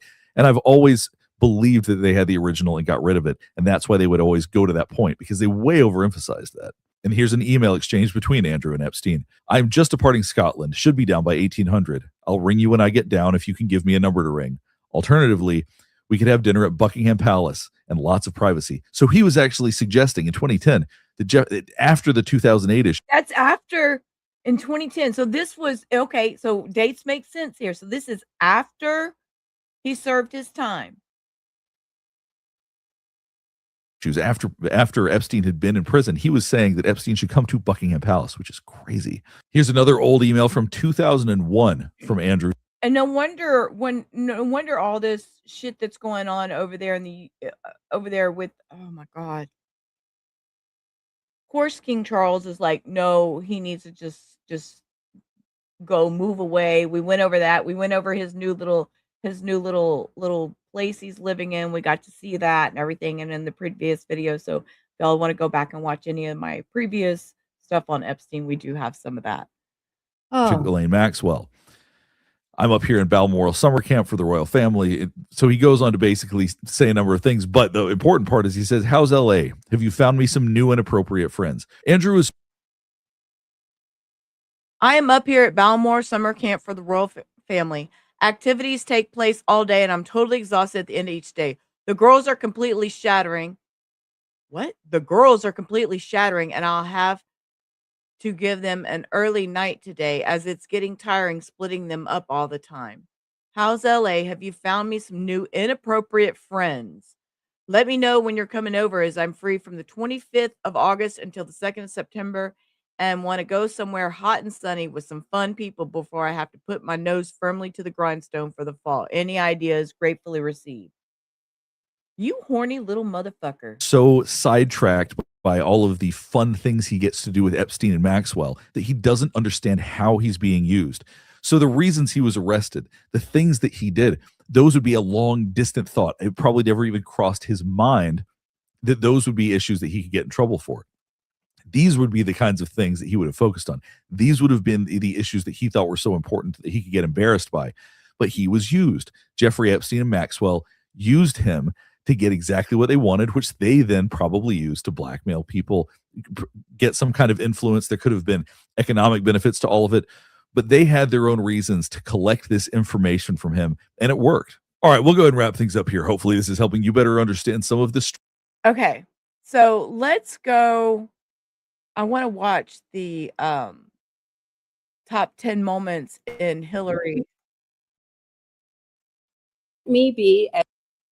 Hilary and Bill's deposition, because I haven't watched these. So these are the top 10 moments in Hilary's, and then we'll watch Bill's. So here, let me drop this in the chat. So we have this. I hear there's some salty little moments in here. As clear. And thank y'all for hanging out with me. I appreciate it. I've just kind of had fun. I had some time to myself. Mom's actually asleep. The dogs are still sleeping calmly. So thank y'all for being here, and I'm enjoying my time. As I can. I do not. As I stated in my sworn declaration on January 13th, I had no idea about their criminal activities. I do not recall ever encountering Mr. Epstein. I never flew on his plane or visited his island, homes, or offices. I have nothing to add to that. Like every decent person, I've been horrified by what we have learned about their crimes. It's unfathomable that Mr. Epstein initially got a slap on the wrist in 2008, which allowed him to continue his predatory practices for another decade. Okay, so she wrote up a little statement beforehand, and that's what she's reading now. Okay, go ahead, Hilary. Go ahead, Hilary. Mr. Chairman, your investigation is... I have to tell y'all, my best friend from elementary school, just because I'm that bitch. My best friend from elementary school, I've known her since I was 5 years old, texted me the other day just to say hi. So yes, I still talk to my best friend from elementary. I just wanted to share that. Is supposed to be assessing the federal government's handling of the investigations and prosecutions of Epstein and his crime. And her name is Hilary. That's why I thought about her. Sorry, I guess I should have added that. You subpoenaed 8 law enforcement officials, all of whom ran the Department of Justice or directed the FBI when Epstein's crimes were investigated and prosecuted. Of those 8, only 1 appeared before the committee. 5 of the 6 former attorneys general were allowed to submit brief statements stating they had no information to provide. You have held 0 public hearings, refused to allow the media to attend them, including today, despite espousing the need for transparency on dozens of occasions. You have made little effort to call the people who show up most prominently in the Epstein files. And when you did, not a single Republican member showed up for Les Wexner's deposition.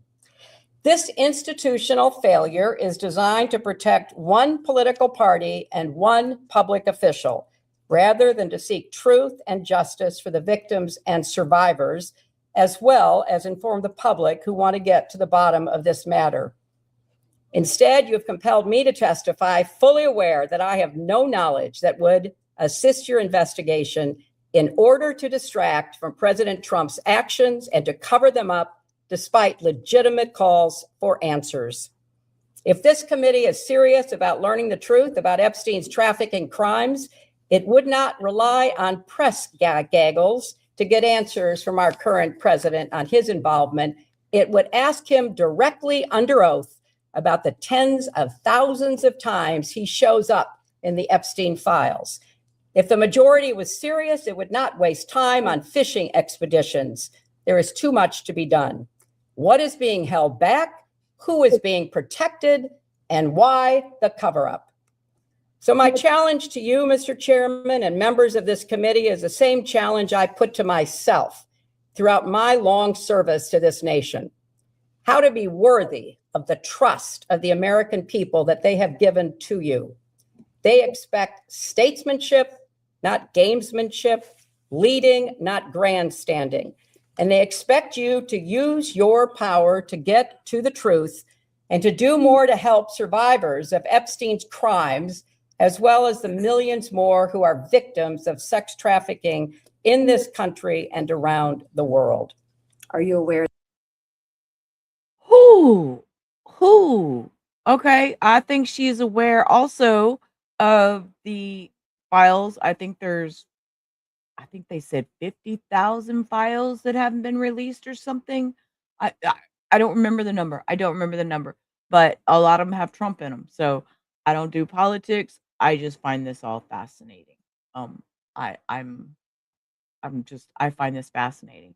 And I did look it up, and as of March 4th, which was yesterday, the House Oversight Committee voted 24-19 to subpoena U.S. Attorney General Pam Bondi regarding the Department of Justice handling of the files in the Jeffrey Epstein sex trafficking investigation, seeks testimony in the incomplete release of Epstein-related documents and alleged removal of previously public files. So let's let Hilary talk some more. That both Republicans and Democrats voted to subpoena And around the world. Are you aware that both Republicans and Democrats voted to subpoena you and your husband? I am here. Okay. Are you aware both Republicans and Democrats voted to hold you in contempt when you didn't show up? I am here. Is that partisan when both parties vote to do something together? Is that partisan or nonpartisan? I think it's standing up for the institution, but there are many other aspects of the committee's work that strikes me as avoiding the main issues about who should be sitting here, who has actual information that might be useful to your investigation. As if it was not in your purview when you were Secretary of State, then why is it today in Secretary Rubio's purview? Because what's happened is that the office that was actually following what was going on around the world has been decimated. 70% of the staff is gone. It's impossible to carry out the functions of that office if you don't have a critical number of people. So my question would be to Secretary Rubio, is there more that can be done? I'm running out of time here.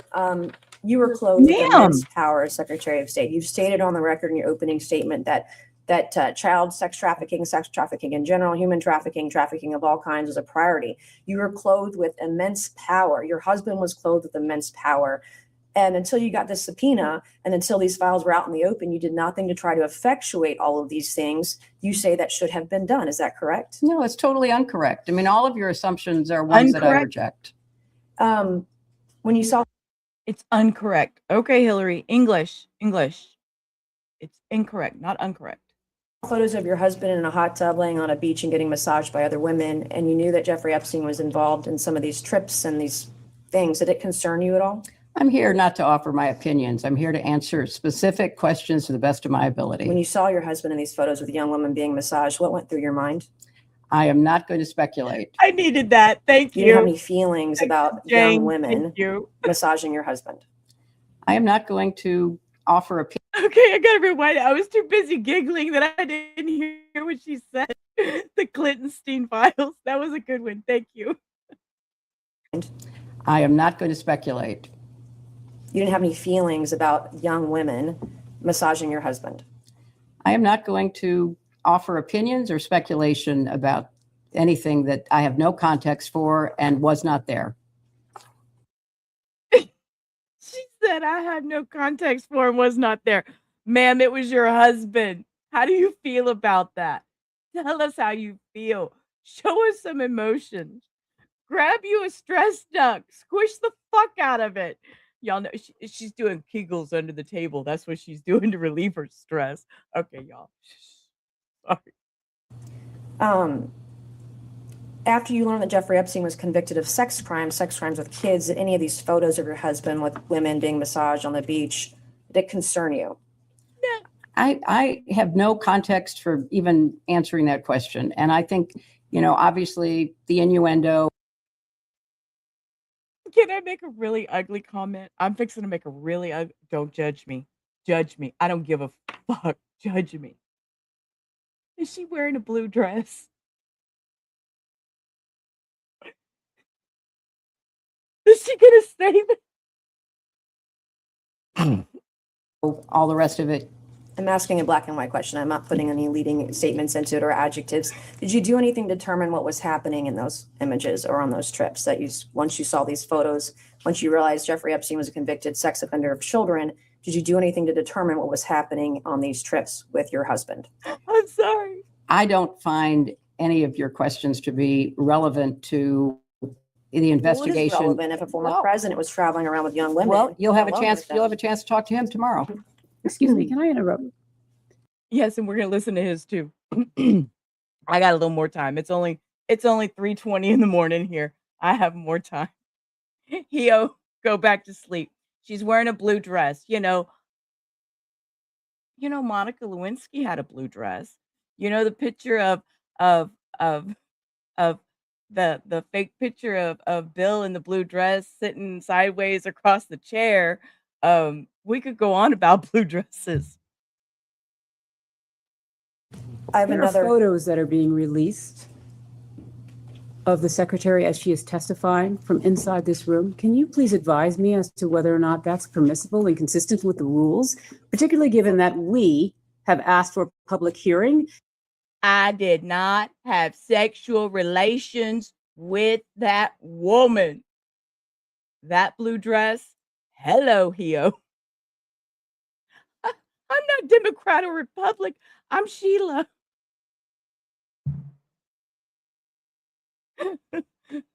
It's not a fake picture. Yeah, I don't think it's a fake picture. I've just seen it circulating. I haven't looked into it.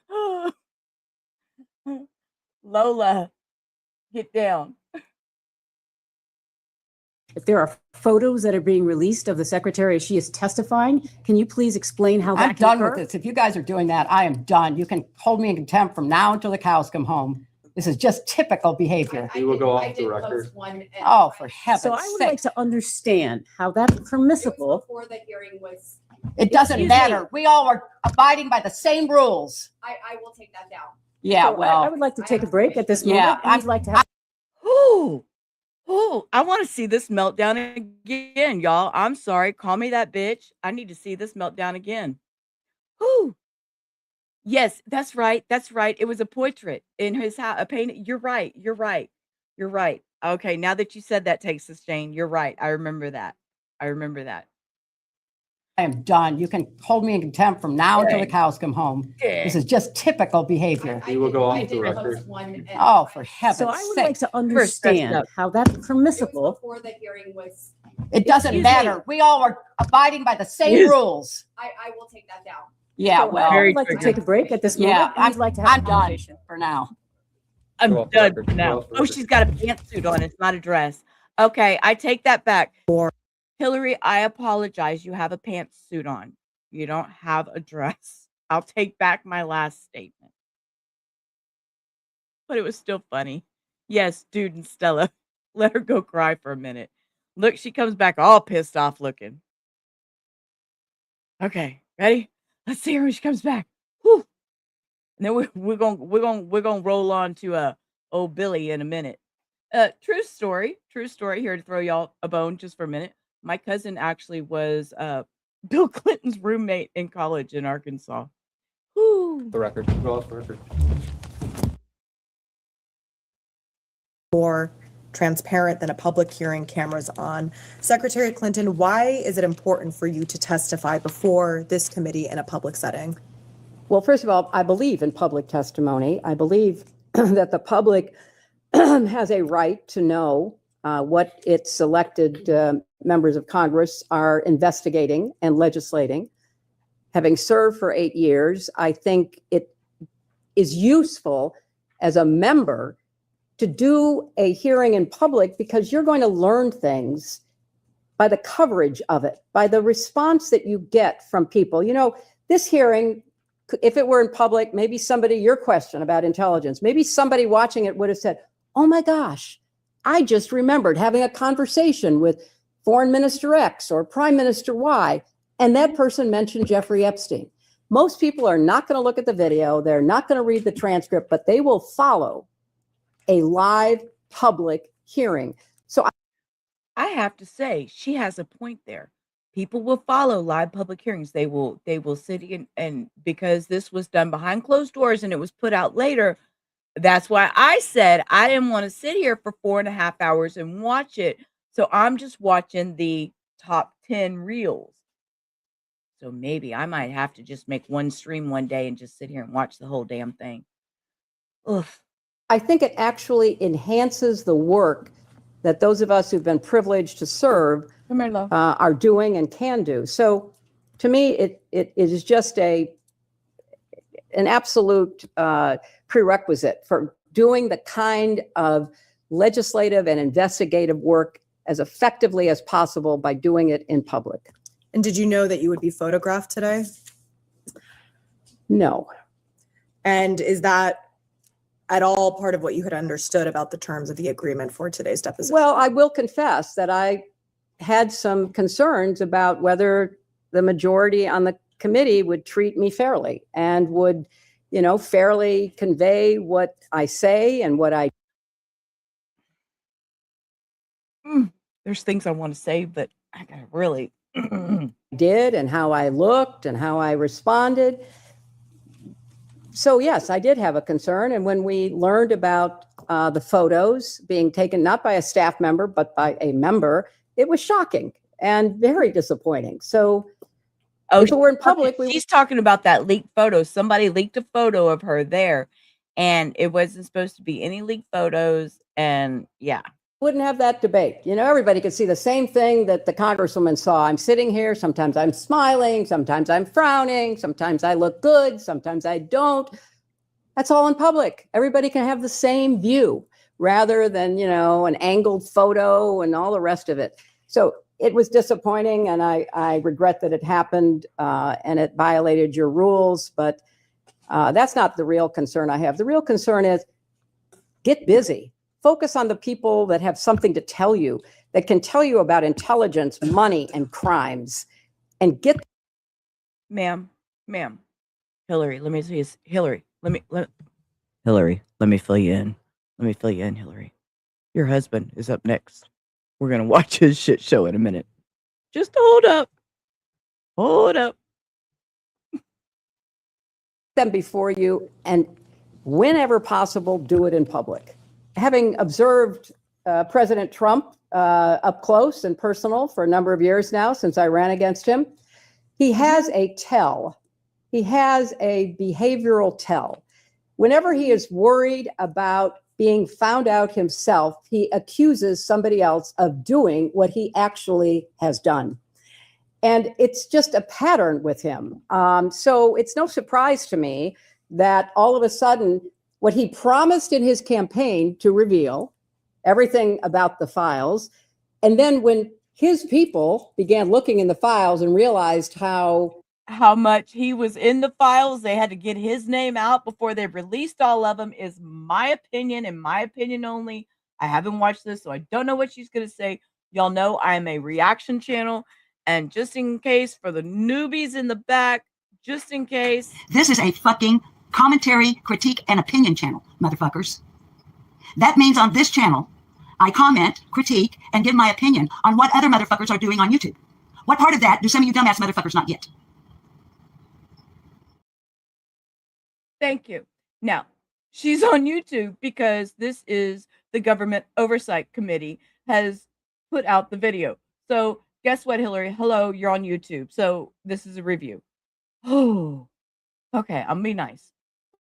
Potentially incriminating they were of him, all of a sudden, that was no longer the focus. It was blaming Democrats, talking about a hoax, saying move on. There's nothing to see here. That is a typical pattern of President Trump's behavior, which speaks louder than all the words that he speaks and all of the Truth Social posts that he makes. He clearly knows what he did. He knows what others did, because remember, one of the emails that has come out recently is he called the police chief of Palm Beach at the time Epstein was arrested, according to reporting, to say, I'm so glad you got him. I'm so glad you're stopping him. Well, how would he know that? And finally, do you think that Donald Trump should be deposed by this committee? Absolutely. You know, Yes, absolutely. I was a lawyer. Hey, guess what, Kenny? Hey, Kenny, guess what? I'm a reaction channel and I don't give a shit. That's right. I don't do research. It's called a reaction. My reaction is what my channel's about. Welcome to Rubber Ramada Reviews. Have a good time. Hit the thumbs up, thumbs down. It's all interaction. Thanks for being here. Have a great day.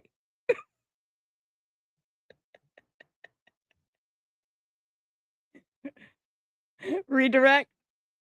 Where you want to redirect to? Redirect. I don't really care. Her face work. What did you say? Her face work, her new overbite wasn't. Oh, she needs a little extra Botox. Pull them lips up a little bit. Get some of them crow lines out of the corners of her eyes. I don't know. And as a lawyer, you would look for pattern and practice. If you were deposing a witness in a case that you were trying, if you were in court, what did you know about this person? What you knew could influence how you question that person, how you tried the case. Donald Trump has been held civilly liable for sexual assault by a jury of his peers. Yep. 9 members of a jury found him liable in the sexual assault of E. Jean Carroll. That is behavior. That fits a pattern if one were looking for a pattern. He has also been convicted on 34 felony counts. Stop. Okay, look. We're going to sidebar. We're going to totally sidebar, sidetrack, whatever. Look, okay? The Pizzagate prank at the deposition, okay? Look, just because. Look. Y'all see that? Look, they're bringing in pizza. Okay? Okay? And keep in mind, we also have pizza here. So just we don't want anybody missed out. Ready?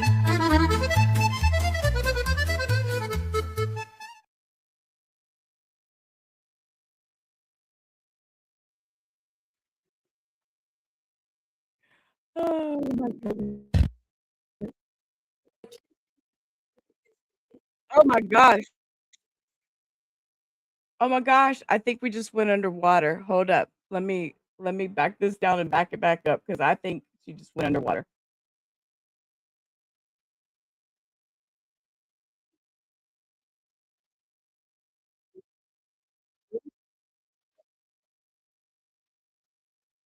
Good Lord.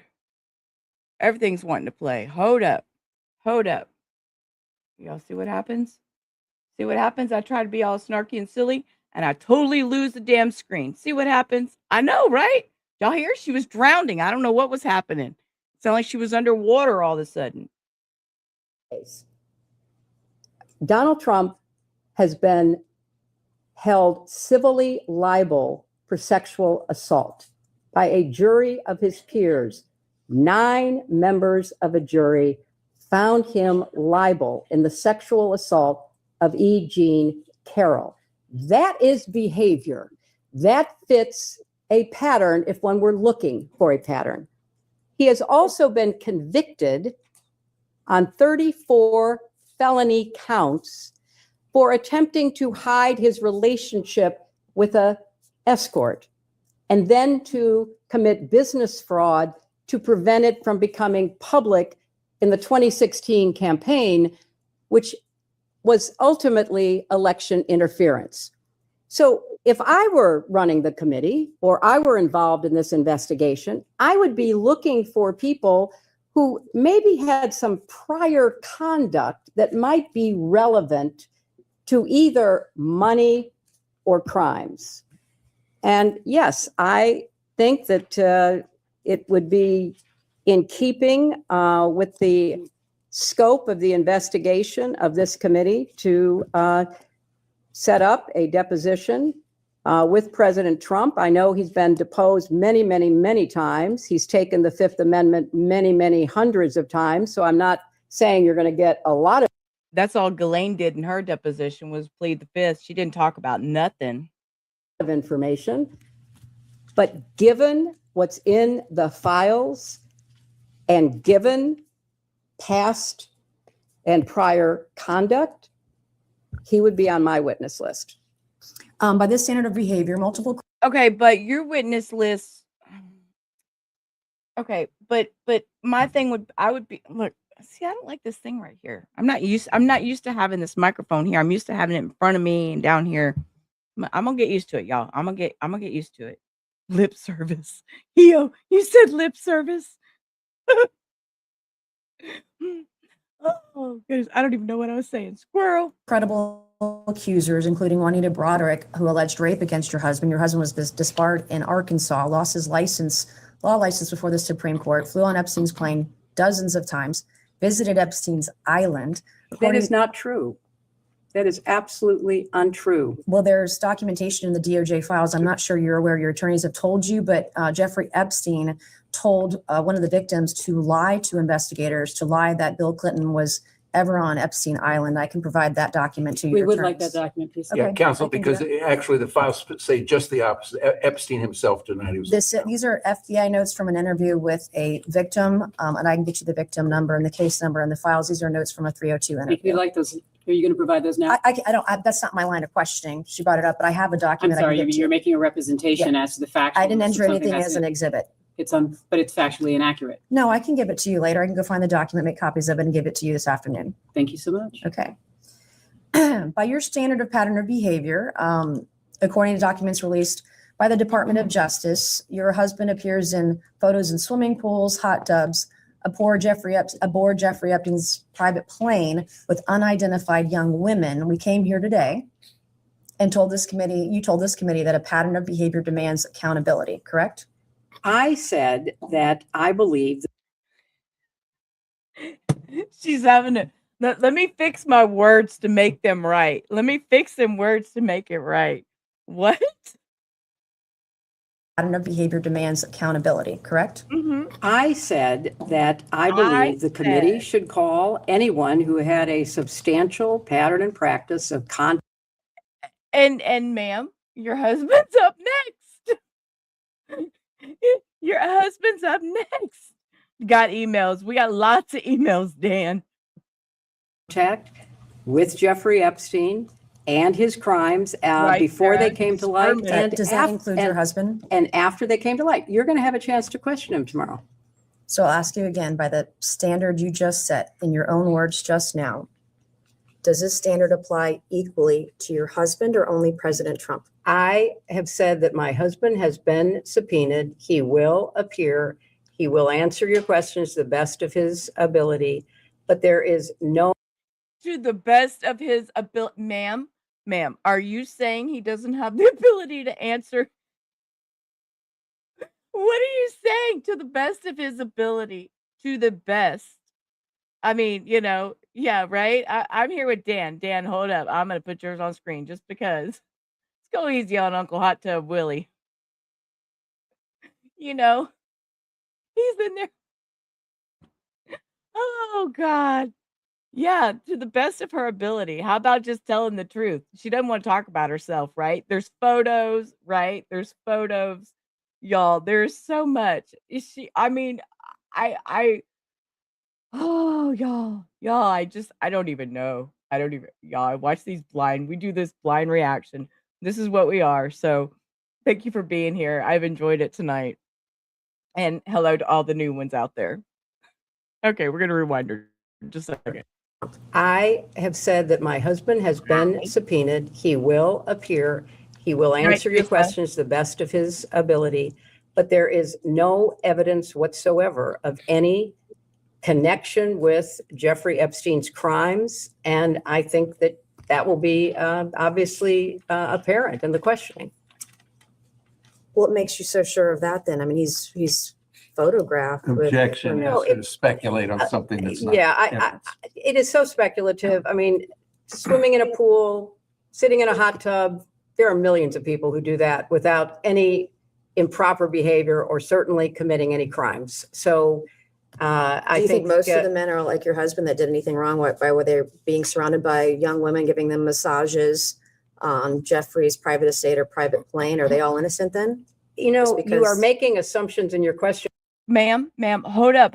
I've got a picture. Hold up. Ma'am, hold up. I need to.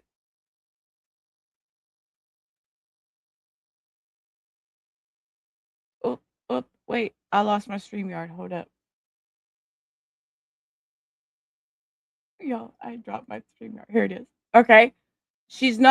There's no picture of a masseuse giving him a massage. I just want y'all to know that. There is no picture, okay? In case y'all were unaware, there's no picture. Private crimes. So I think most of the men are like your husband that did anything wrong? Why were they being surrounded by young women, giving them massages on Jeffrey's private estate or private plane? Are they all innocent then? You are making assumptions in your questions that have not been proven and I don't believe are provable. Ma'am, hello.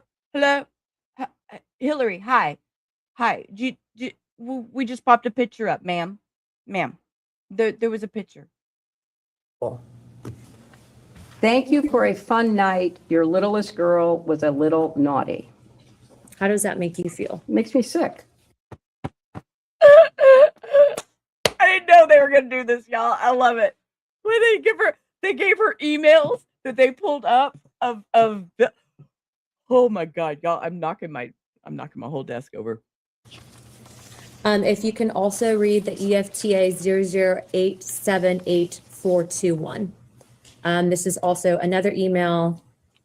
Can you just please provide the context? It's an email to Jeffrey Epstein. If you could just read the context of what it is. Of course, the Ohio Jesus, I'm coming trick. And just the main body of the context of the email. Said that she felt God's presence next to her when she was in bed. She knows that Jesus watches over her and he helped save her life. Whoops. How does that make you feel? It's bizarre. I don't know what it means. The reason I asked you to read both of these is because these emails were both sent by co-conspirators that were then given the plea deals and now have been given victim status. Both of these women were also named in an FBI document, and they're on a number of other emails. Do you believe that the Department of Justice should reevaluate the plea deals for some of these women, given that, as you can see, they have clearly done some things probably that they shouldn't have? I don't know the status of whether that would be legally possible So I have no opinion. I think outside of the statute of limitations, they might be able to reinvestigate under the civil rights violations. Would you be in favor of that, or looking into any of the co-conspirators that were given plea deals down to victim status if there's credible evidence that they were trafficking young girls? I think it should be pursued. All right, Secretary Clinton, how do you feel about your husband being named in the Epstein files? Well, I think it's, something that is unfortunate. And I'm sure that he will tell you that he wished he had not flown on Epstein's plane. So that's, it's unfortunate in my opinion. Is how do we determine whether or not Epstein was a spy, whether or not Epstein was trading secrets? Because he had people on the inside, especially in the Obama administration. We're not saying you, but Obama's former counsel that then went to Goldman Sachs.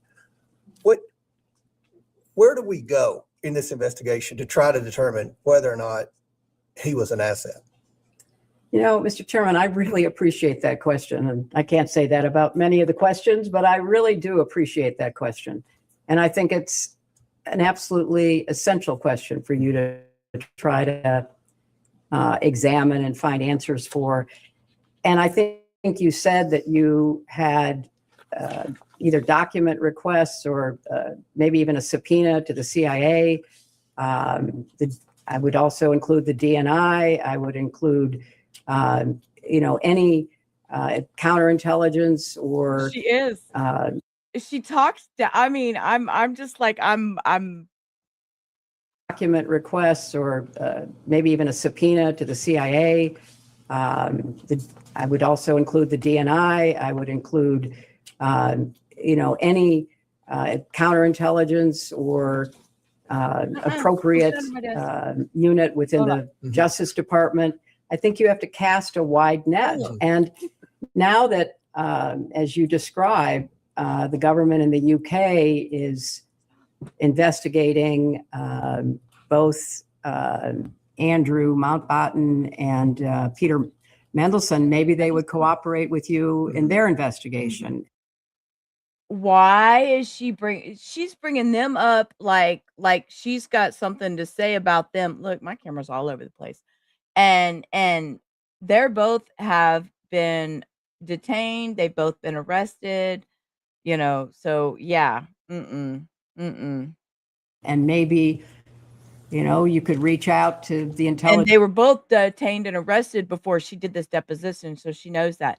So I think they're looking at maybe seeing if they can bring them to the United States to be able to do depositions, is what I was thinking. You think she's stepping so hard? I think we're all thinking that. I know you can't see my other chat, but my Yahoo chat's going too. So thank you for being over there on Kick.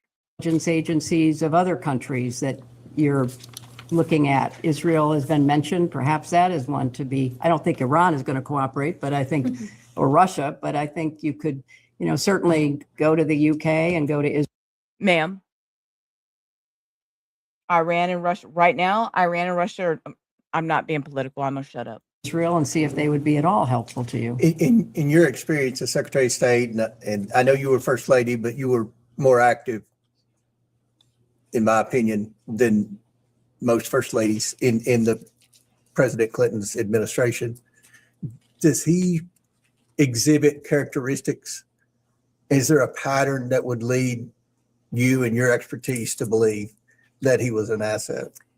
Well, there certainly is in the files, and I do commend you for getting as much released as you can. I hope you can get it all released.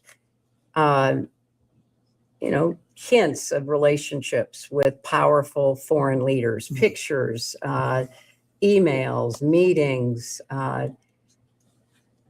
He was clearly somebody who traded off of information. Exactly. He liked to collect it and then he liked to use it. I don't know any more details than that. So he is certainly, I said earlier, the intelligence connections, the money connections, the crimes, those seem to me to be the three major elements of your investigation. Okay. So then we're going to watch real quick. She comes out and she makes a statement when she comes out. This is her statement. It's only a minute and a half. Answered every one of their questions as fully as I could, based on what I knew. And what I knew is what I said in my statement this morning. I never met Jeffrey Epstein, never had any connection or communication with him. I knew Ghislaine Maxwell casually as an acquaintance. But whatever they asked me, I did my very best to respond. We had a bit of a challenge in the beginning because we had agreed upon rules based on the fact it was going to be a closed hearing at their demand.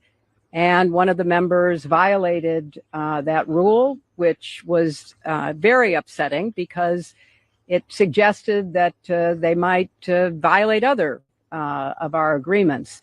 So we had to cease the hearing for a period of time until we could get assurances that no rules would be broken going forward. And her broken rule was the picture was taken, right? Am I right? Returned to answer questions repetitively, literally over and over again. I don't know how many times I had to say I did not know Jeffrey Epstein. I never. Now I want to watch the whole thing. Now I want to watch the whole thing. Damn it. Now I want to watch the whole thing. I don't have time tonight. I don't have time this morning. It's almost 4 o'clock. I don't have time because my husband will be home in an hour. So to his island. I never went to his homes. I never went to his offices. So it's on the record numerous times. Okay.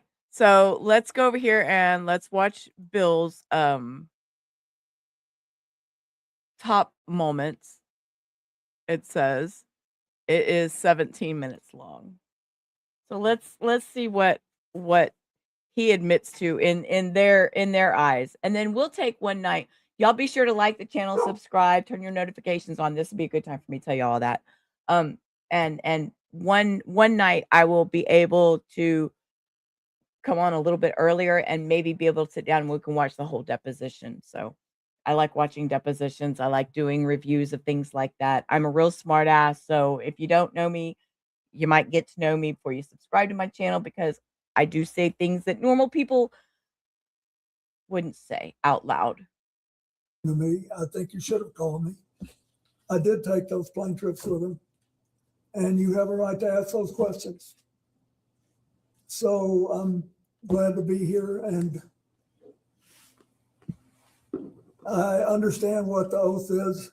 So he does that little bitty intro, and then he's got to start reading. He was just saying hi, y'all. He was just doing his greetings, his normal post-presidential hi, how are you waves. Okay, that's what we were doing. Okay, now he's going to read. He's going to read to us, y'all. Put your listening ears on. We're being read to. I'm going to run to the kitchen, get a refill while he's reading. I have to be honest with you.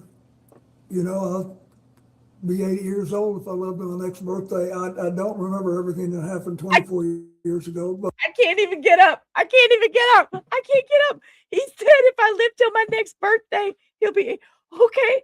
Okay. Sir, are you going to tell things that are going to get you? Okay. Wait a minute. Okay. And I'm going to have to watch this. Damn it. We're going to have to watch his whole deposition too. Okay. Sorry. Shh. 80 years old if I live to my next birthday. I don't remember everything that happened 24 years ago, but I do remember some things, and I will tell you what I remember as best I can. She's been described on being on a 2002 Africa trip and providing massages. Was she or any other young female on that trip underage at that time? Not that I'm aware of. Okay. Did you ever receive a massage or have physical contact from her or anyone else on that trip? You've seen the pictures. There was one time. No, I couldn't even get up out of my damn chair. I couldn't get up. I couldn't get out of my chair. She started talking about pictures. Look. Y'all, we don't have to show the picture again. Do we need to show the picture again? Hold up. I couldn't get out of my chair. I need to hear this. Receive a massage or have physical contact from her or anyone else on that trip? You've seen the pictures. There was one time when I was sitting up and I got a back rub, a neck rub. Okay. And I think Shantae did it, but I'm not sure. I wish Shantae had told me. I liked her. But I didn't think it was anything unusual. I can't tell you how many airplanes I've been on where rich people asked me to go and they had someone offering a massage.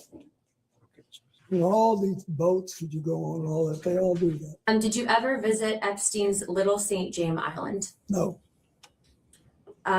We have Virginia Guffrey, who has testified seeing you on the island with 2 young girls. Did this occur at all? Okay. Why do you think she would have made that claim? Objection, speculation. You can't possibly. Have you ever met her or any other Epstein associated underage girl? Not to my knowledge.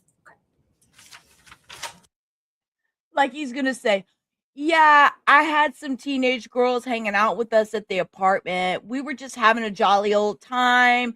They were just laying around half naked. And do you think he's gonna say that?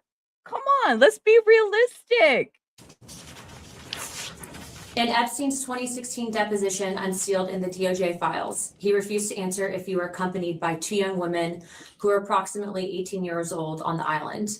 Were any such women potentially underage with you? I know you've stated that you were not there, but did you have any interaction with the said Objection to individuals? the foundation of the question. He's already stated he was not on the island. You're now asking about a claim of the Fifth Amendment by Jeffrey Epstein. Okay. Is it possible, and in your opinion, that you and or your wife were targeted as a means of an intelligence gathering operation? Object to the by form of the Jeffrey Epstein and question. Ghislaine Maxwell? Object to the form of the question. No objection to if he knows that they were targeted. I believe that's what she asked. No, she said it's impossible, so she's asking him to speculate instead of asking him, does Do he you know? do you know if you were targeted at any point? I don't, but Okay. I don't. I'd sort of be surprised, but I'm not. I don't know. Mr. President, before we He left said- off, He says, I don't, but what does that mean? But what, sir? But what? What are you getting at? But what? I don't, but I asked you to characterize your relationship with Mr. Epstein. I asked you if you considered him to be a friend. You said you did not. Is that right? I said we were friendly and we had a cordial relations, but I didn't know him well enough because we had almost no contact beyond what I described. At this time, I'd like to introduce what will be marked as Majority Exhibit 13. And this is Bates marked House Oversight 000126. And while it's being passed out, this is a letter from a book. welcome in, Southern Blue Collar Man.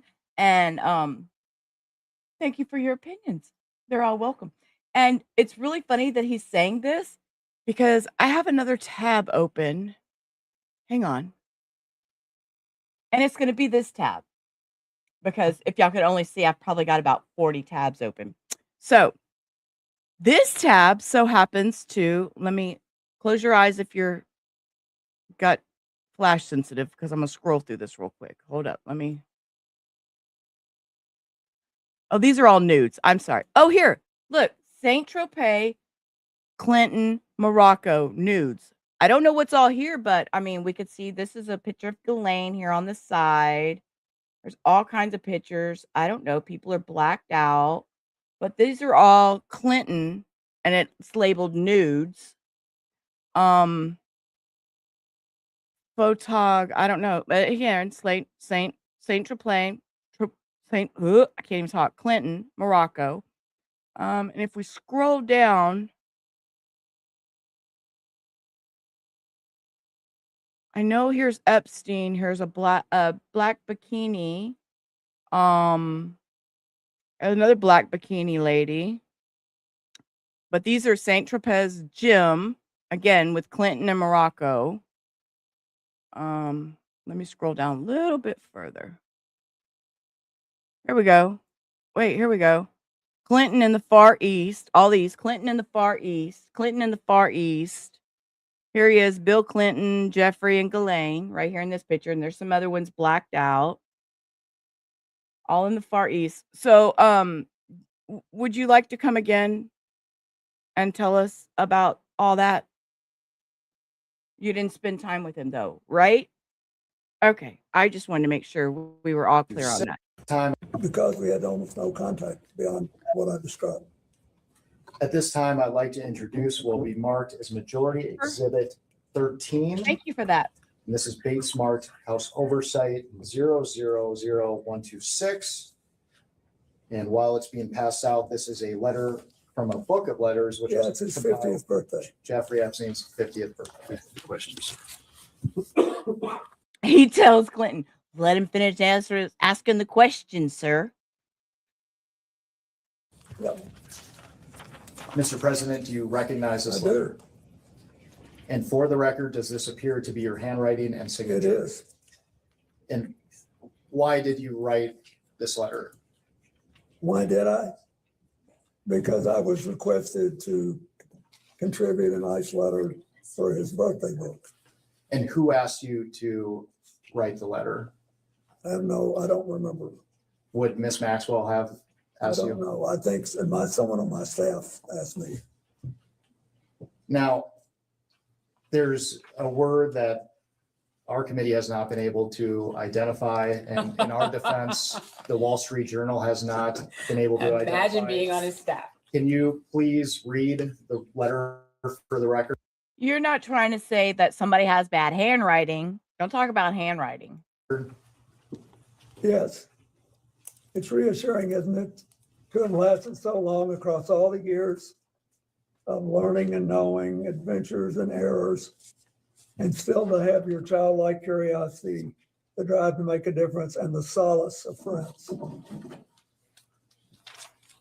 I was looking at that. I really was. I was going to pull up we Dr. haven't been G's. able to I was going to pull up Dr. G's after this, and because I think Dr. G's already did one on him. identify that word until now. What did you Which mean? word was it that you could not? Solace, you couldn't, No, errors. errors. What Were did you I mean? referring- Anybody who's lived 50 years and done anything has made mistakes as well as progress and done things. But for the record, you weren't referring to errors in judgment that Mr. Epstein had related to his inappropriate activities involving you. Absolutely not. I knew nothing about that. We have, as you know, in the files that were released, there were several photos included you, and we have an exhibit here. That's just one of the photos, and Exhibit K, Minority Exhibit K. Yep. And I'm gonna go look up that creator. We'll have that passed around. And what we're trying to get at is some context for the public on whether you remember this photo and any details you may be able to provide us about it. So do you recall the details of this photo, recall the photo being taken? No, I don't think I ever knew the photo was taken. Okay, and for those who can't see it, it's a photo of you in a hot tub. There's a person next to you here. Do you remember where it was taken? Where was it taken? I'm almost sure that this taken, I think there's an adjacent photograph, which you probably have, that if people saw it, they would feel that someone was trying to con them showing this picture. But anyway, this picture was taken in Brunei. And we flew one night on a trip to Asia, the last very long leg. You said we, is it, who is that including? Well, my TIL team that was working Thank you. on the AIDS issue, and Mr. Epstein was there, and Miss Maxwell. But anyway, we got to the end of the flight was Brunei. It's a tiny place, but a very wealthy one. And the Sultan of Brunei was a man that I had gotten to know well in my 8 years as president. And his first involvement with international matters was basically to join the Asian Pacific Economic Leaders Conference, which I started and which he attended. And so, and then he was very proud of that. And he hosted, his time came to host it. You know, you do these things in a rotation. And it came at either at the very end of my term or maybe the next year anyway, he wanted, when he knew I was coming, and he said he wanted to help me with my AIDS initiative, and he invited me to stay there. And he said, I want you to stay at this hotel, and I hope you'll use the pool. So, Sir, I've let you talk. He said, hope you use, sir, he's not going to say stay at the hotel and hope you use the pool. Why? and he said he wanted to help me with my AIDS initiative, and he invited me to stay there. And he said, I want you to stay at this hotel, and I hope you'll use the pool. So I did. And then I got out and went to bed exhausted. Just for the Sir, that's not the right thing. Sir. Bill, let's talk. That's not the right thing to say. That's not the right. You were exhausted after you got out that pool, weren't you? Y'all hear Bill over there? He was exhausted when he got out the pool. Y'all stop that. Stop it with his little giggle. Oh my God. Okay. I can't even take him seriously. The pool. So I did. And then I got out and went to bed exhausted. Just for the record, there's another picture that also shows this as part of the larger pool area. Do you all have that so that he can refresh his recollection with respect to that? You should have it. It's quite enlightening. If you watch this, Yes, it's noted. it'll Yes. give you a different feel. Thank you. Okay. We don't have it with us right now. Okay, We do thanks. I just have it wanted to as make well. sure he knew the. And so were there other people in that pool or hot tub with you as well? I don't think there's anybody in the hot tub. I didn't forgotten that there was anybody in the hot tub, but it was big, but it was about. Well, He's asking in the pool it appears area. there's this photo, there's a girl over here, or there's someone. Yeah, I don't know who that is. But he's also asking in the pool area whether other Yes, individuals. I don't know who that is. Okay, so you don't know? No, and then there were other people in the pool. Okay, so do you remember were they under 18? Would you No. know? No. Were they part of your traveling party? He's. Sir, I don't think they just walk up. Hey, I'm under 18. I'm going to get in the pool with you. It doesn't work that way. Like, I mean, I'm not saying, God, these are dumb questions. I'm sorry. These are dumb questions. Asking you. Oh, and she's trying to Would you correct. know? No. Were they part of your traveling party? He's asking you. Oh, the paddling party. Yes, they were, I think. I think everybody there was part of our party. It was late at night and a late-ish. And I also believe that there was a Secret Service agent there at the other end of the pool. Sir, just because there's a Secret Service agent there doesn't mean that he wasn't in doing freaky shit like y'all are. So all y'all seem to be into. So that's just my opinion. Do your own research. I'm just here with a big mouth. Okay, and was this in public? No, it was a hotel room, and the Sultan wanted us to stay there, and the whole. Oh no, they're not going to get. They're not pool going to get the answers was they on the need. same floor. No, and unfortunately, I don't think this is going to get answers to getting justice for survivors either. So, and if you want to go look back at any of the survivors, episodes, we did one that was one night of survivors, and I've got another night that I want to put together. But yeah, and exactly, Bill. We know you didn't have no pizza party. You didn't have there was no pizza there. So y'all, come on. That there were several suites, and so we went out. I swam around. I sat in the hot tub for 5 minutes. I did or whatever it was, and I got up and went to bed. Because you were And then I have exhausted. to ask this, did you engage in any sexual activity No. with this person? Okay, thank you. Mr. President, there's been new information that has come out regarding the autopsy. Right, exactly. Occupy, exactly. And that's what I had said earlier, was I did not have sexual relations with that woman. Ma'am, sir, whatever. We know better. We know better, okay? We know better. So Activity with this person. Okay, thank you. Mr. President, there's been new information that has come out regarding the autopsy of Mr. Epstein. I would just like to ask you personally and directly, Do you believe that Jeffrey Epstein killed himself? Are you asking him to speculate on how Mr. Epstein died?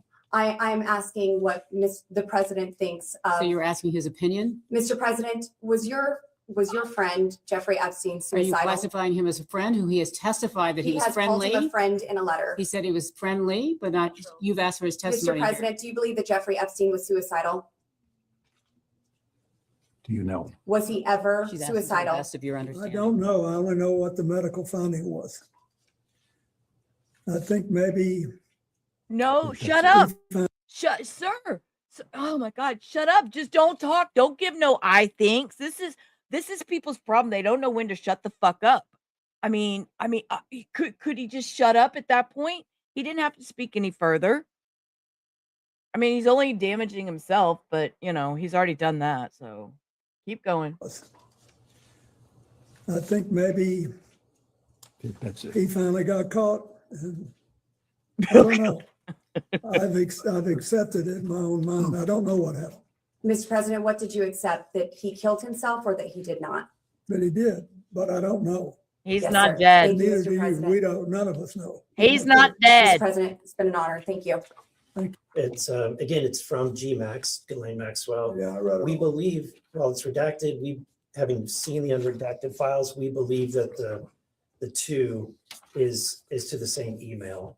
It says, sorry to hear about the Bellsberg stuff is bad news, even worse, that it may be damaging. You know that one of my pet fears is that in London, I am press toxic, so I hope that I never add to your woes in that department. If I hear anything, I will of course let you know. I could not help myself. There was one juicy little tidbit I did let out, the one about what a super stud that you are and how I have a crush on you and how you are hung like a horse. And well, you get the picture. Y'all, okay, look, see, reaction total, okay? I don't watch this shit beforehand. I pick out stuff we want to watch together, and here I am. This man just said hung like a horse. Okay, rewind. Because Bill was enjoying listening to him read this, so look at the smiles on his face. We're going to rewind just whoop, whoop. Bill's enjoying this email, y'all. Y'all see this? Whoo! You know that one of my pet fears is that in London, I am press toxic. So I hope that I never add to your woes in that department. If I hear anything, I will of course let you know. I could not help myself. There was one juicy little tidbit I did let out, the one about what a super stud that you are and how I have a crush on you and how you are hung like a horse. And well, you get the picture. Hope you don't mind. Are you familiar with this email? Are you saying at the time it was sent or in the preparation for this? She's telling him shut up. At the time that it was sent, were you familiar with it? Oh, no. Are you familiar with it before? Yes, it's Okay. now famous. Okay, well, what can you tell me about your knowledge of this email? So if his knowledge is only from when he was prepared for this hearing, that would have been with his counsel, or is that what are you asking for outside of any preparation for this hearing? Mr. President, do you believe that Mr. Band sent this or received this email? I do. Okay. So, and there's more. Let me go to the next one. Exhibit, which would be number 20.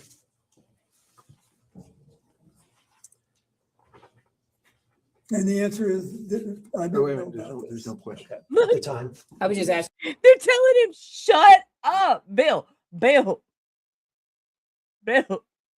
shut up, quit talking.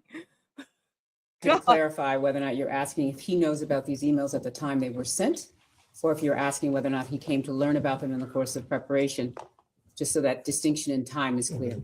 Okay. Right? He says, unbelievable.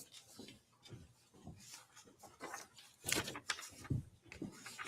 believe this email is also very short. It's just at the top. Again, it's from the WJC email, same one. And two, it says, this email is silly. I want to spank bottoms tonight. Who's it from? It's from the same email account, the same email that has been used before, the WJC email. What was your knowledge of Mr. Band's relationship with That WJC, William Jefferson Clinton. William Jefferson Clinton. Oh, right when, yeah, well, we'll see if that ever happens. We'll see. Ghislaine Maxwell? I knew he was, basically, he contacted her in the same way that she represented Epstein on things. I did not know, nor did I need to know, that they had a personal relationship for Did they a have while. a physical relationship? Are you asking him whether or not they had a physical relationship? You believe they had a physical relationship? I don't know for sure. And But just to be it's- clear, you said it, but you did not have a physical relationship with Ghislaine Maxwell. The president's not. answered that question multiple Absolutely. times. Your statement in 2019 about only meeting with Jeffrey Epstein on 2 occasions briefly. That is not was a correct, I'm going to object to that I characterization. believe- That is not what the statement says. Okay, so the If you're third reading the paragraph Daily down- Beast article. So to be which clear, is a leftist rag, by the way. And on the third paragraph down, it says, in his Monday statement, Clinton said he had only, quote, one meeting with Epstein in his Harlem office in 2002, and around the same time made one brief visit to Epstein's New York apartment with a staff member and his security detail. Those are the two That meetings is in that were addition to this. referenced. so the Daily Beast, Bill Clinton failed to mention his intimate dinner, Statement 1995 dinner described with Epstein. That's by Pilar Melendez on the 11th of July, 2019. All right, Mr. What? President, your statement saying, only met with Epstein briefly twice. Was that part of an effort to cover up your close relationship with Jeffrey Epstein, Object correct? to the form of the question. Misstates the record. She's asking if you were trying to mislead the public. Oh, no, Okay. How many times did Ghislaine Maxwell visit your home in Chappaqua? I have no idea. Who invited her? Well, I don't know. I don't know how, she may have been, Mr. President, that's it. Okay. Hillary had political events there. Okay. So is it is it to your knowledge, was Dude, he's was she shaking at a your home in lot. Chappaqua likely because your wife had her over for Senate events? That's what you testified earlier today, correct? That's not what he testified, but please ask the I would like question as him to to what he would clarify. actually, thank you. I appreciate that. I did not know, but if you are Okay, Mr. President, implying the you don't know. reverse, I will volunteer something. She was never at my house in Chappaqua for any personal reasons. I didn't say anything for anything. No, personal. you didn't, but you have a great tone in your voice and you're Mr. very President, good Mr. at it. President, that's just, Thank you. I'll take that as a compliment. I It is a appreciate compliment. Thank you. And I did not go to Yale Law School or any law school for that matter. Mr. President, did you ever make any kind of attempt to influence the media's coverage of Jeffrey Epstein? No, At this time, I'd like to introduce what we've marked as Majority Exhibit 23. And this is Bates number EFTA 02792895.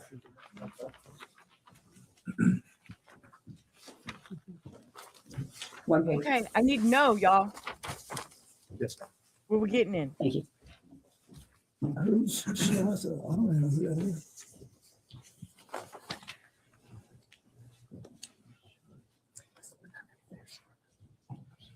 And this is email from Virginia Giuffre, an Epstein victim, that alleged that you walked into Vanity Fair and threatened them not to write sex trafficking articles about your good friend Jeffrey Epstein. Mr. President, is this true? No.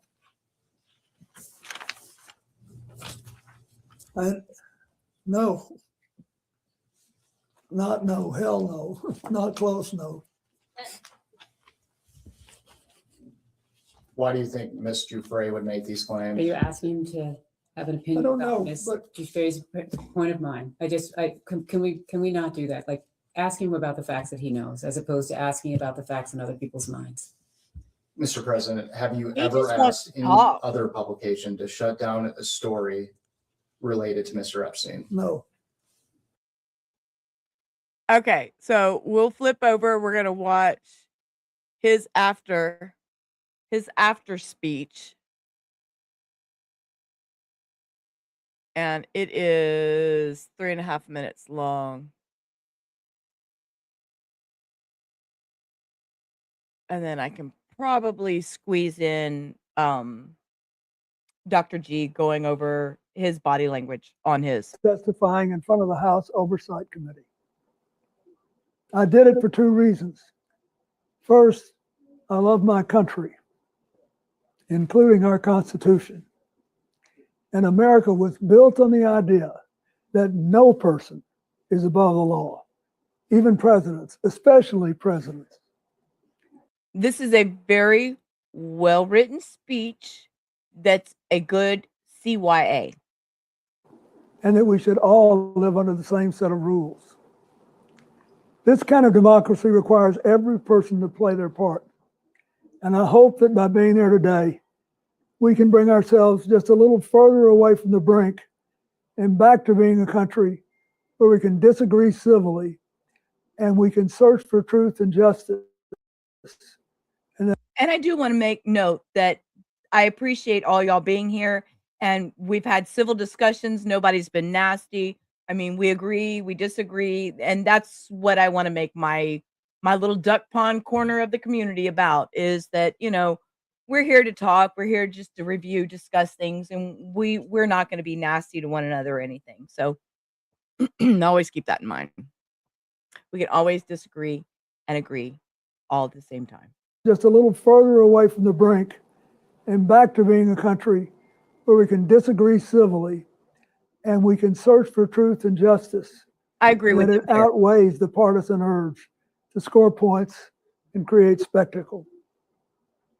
The second reason I was there is that the girls and women whose lives Jeffrey Epstein destroyed deserve not just justice, but healing.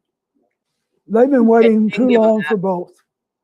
Though my brief acquaintance with Epstein ended years before his crimes came to light, and though I never witnessed during our limited interactions any indication with what was truly going on, I offered the little I do know in the hopes that it would help prevent anything like this from ever happening again. I also have to say something personal. Republicans made Hilary testify yesterday, and she had nothing to do with Jeffrey Epstein, nothing. She has no memory of ever even meeting him. She neither traveled with him nor visited any of his properties. So whether 10 people or 10,000 people were subpoenaed, including her, was simply not right. So here's what I told the committee. First, I had no idea of the crimes Epstein was committing. Let me rephrase that. He just said, so here's what I wanted the committee to think. Okay, I'll let him talk now. No matter how many photos they show of me, I have 2 things that at the end of the day matter far more than any interpretation of 20-year-old photos. I know what I saw, and more importantly, what I didn't see.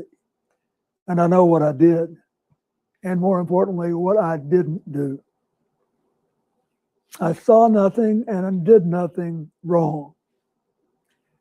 As someone who grew up in a home with domestic violence, not only would I not have flown on his plane if I had any inkling of what he was doing, I would have turned him in myself and led the call for justice for his crimes, not the sweetheart deal that we got. I have a hard But time. even with 2020 hindsight, Just on a personal note, I have a hard time believing him. That's just a personal feeling. That's my opinion. Like I've always said, everybody has to do your own research, but that's just my opinion. saw nothing that ever gave me real pause. We're only here today because Epstein hid it from everyone so well for so long. And by the time it came to light with his 2008 guilty plea, I had long stopped associating with him. When the video of my testimony today is released, I hope it will motivate everyone to go in front of Congress to say what they know.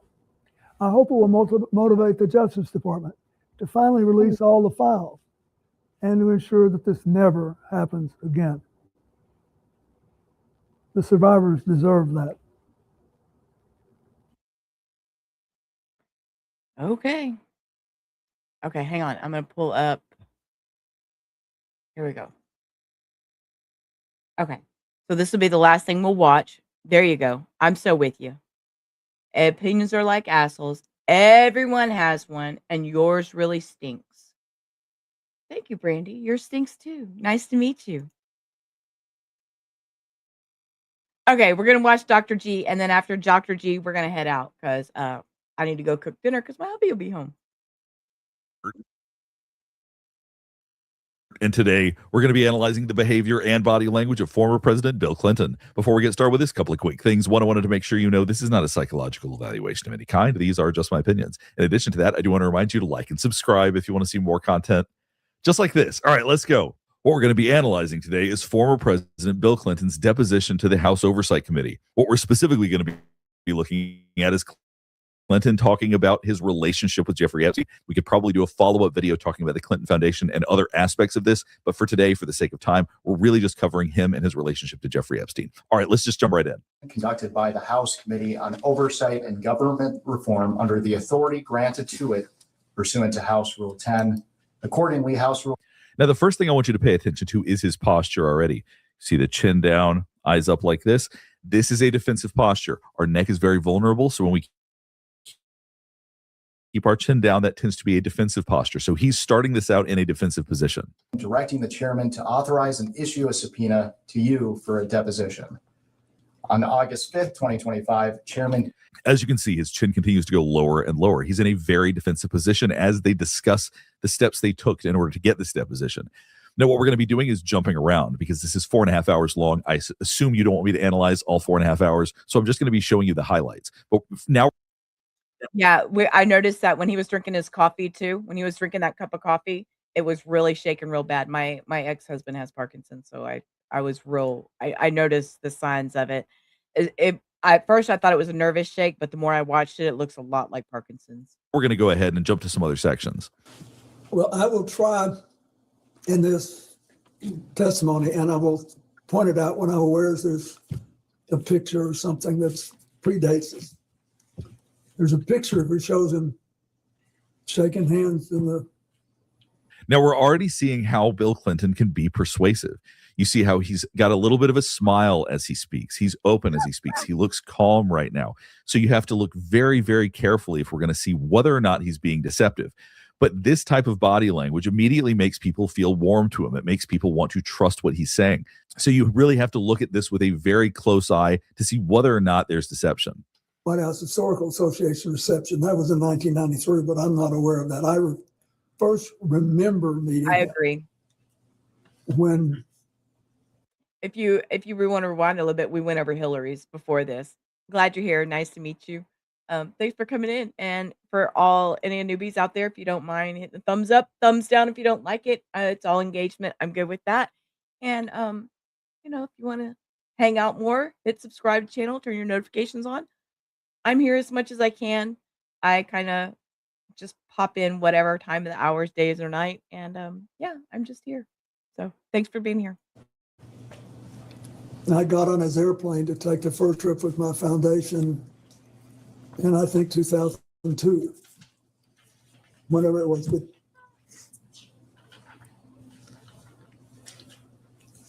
And now this is interesting.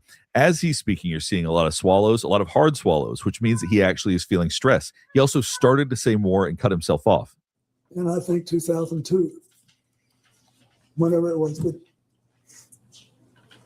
You heard him say, but, as though he was going to continue speaking, cut himself off right there and stopped talking because there must have been something he didn't want to say. Whenever it was.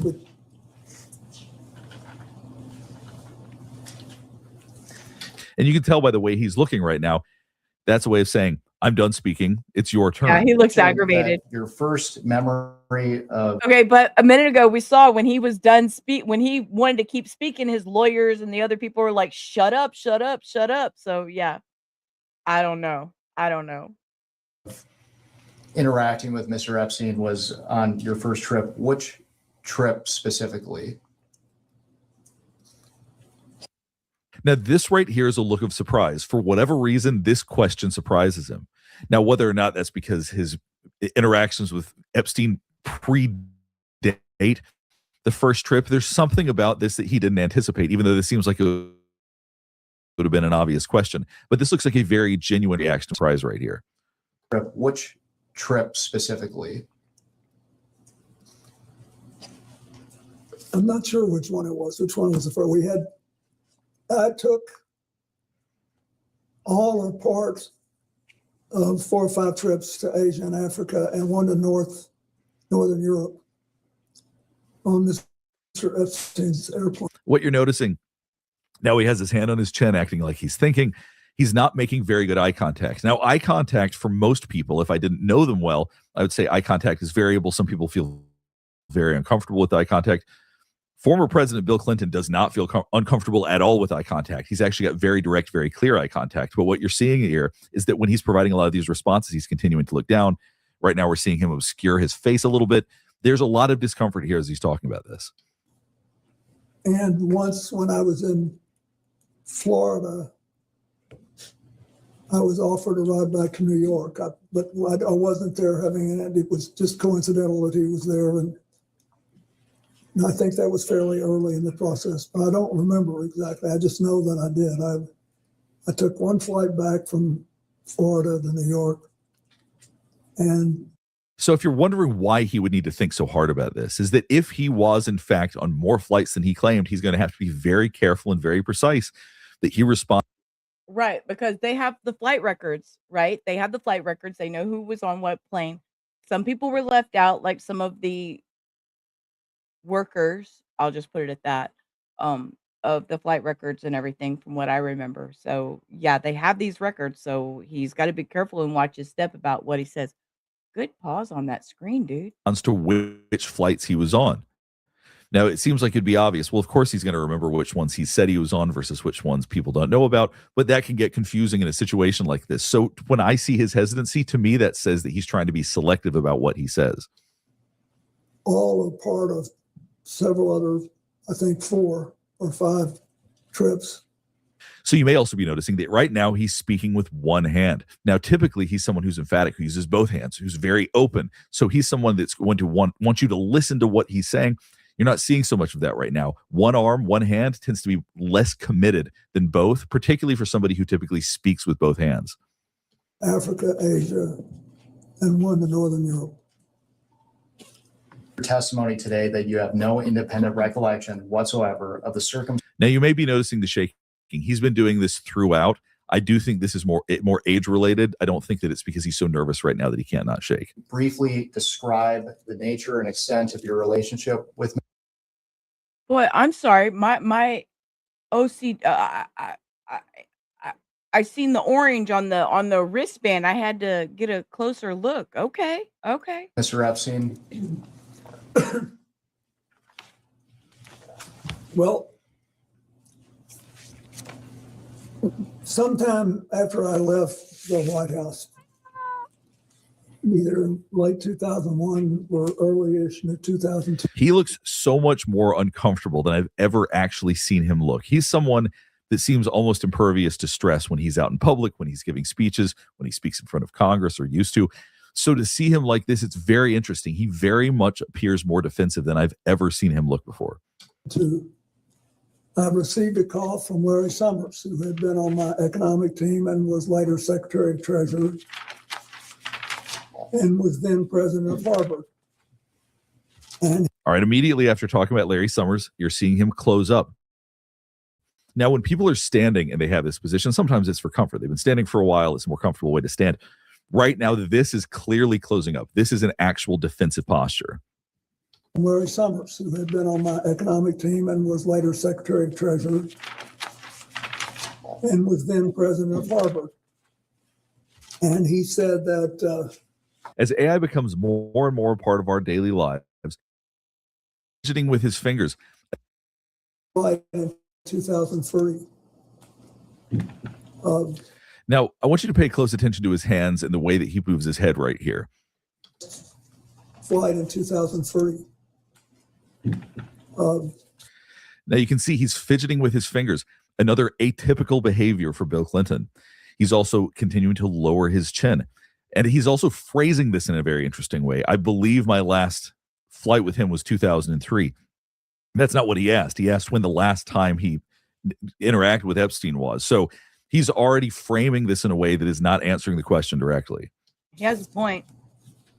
And he's closing his fingers off right there. This is a more defensive posture. He's looking down. He's got his hands closed. We're continuing to get a lot of defensiveness from Bill Clinton. Now, later, I became aware of some involvement he had in the first Clinton Global Initiative, but it was much later. Why did you? You see, he never answered the question directly there. He didn't say when the actual last time they interacted was. He just said when the last flight was supposed to be. So it's a very, very careful way of phrasing this. And he's somebody that is extremely careful with language. If you recall, if you're someone who lived through Clinton's administrations, he talked about what the definition of the word is. Yes. So he's someone that's very careful with his language. Yes, in with all the stuff that went down previously when he was in office, and that was one of the big things. And he asked, "Can you give me the definition of is?" I have that clip. Let me find it real quick. When did you first learn of Jeffrey Epstein's crimes? I think in 2008 when he was, there's nothing that I saw when I was around him. Now, there's so little emphasis to this when he's saying there's nothing that I saw that was around him. His hand is moving a little bit. But as I've said before, he's someone that tends to have big body language. And we see that at times when he's feeling really emphatic about something. He shows you right now he's looking down. He's got his chin tucked in as he had before. He's moving as little as possible.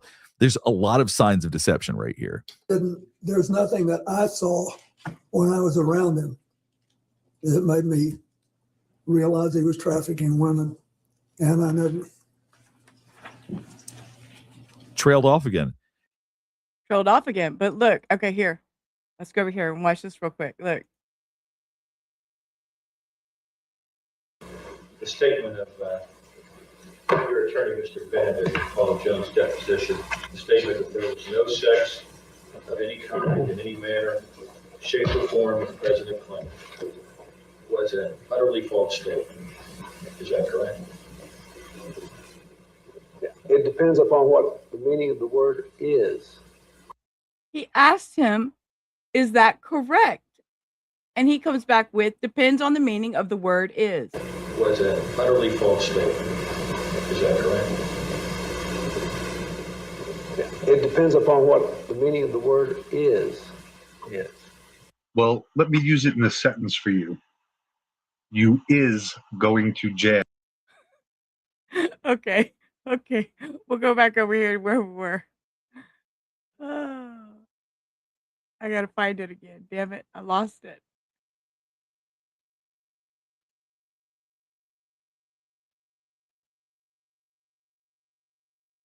Here we go.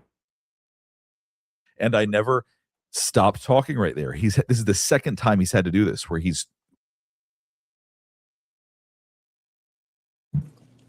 It made me realize he was trafficking women. And I never trailed off again. And I never stopped talking right there. This is the second time he's had to do this, where he's about to say something else and has to cut himself off. When I was around him, it made me realize he was trafficking women. And I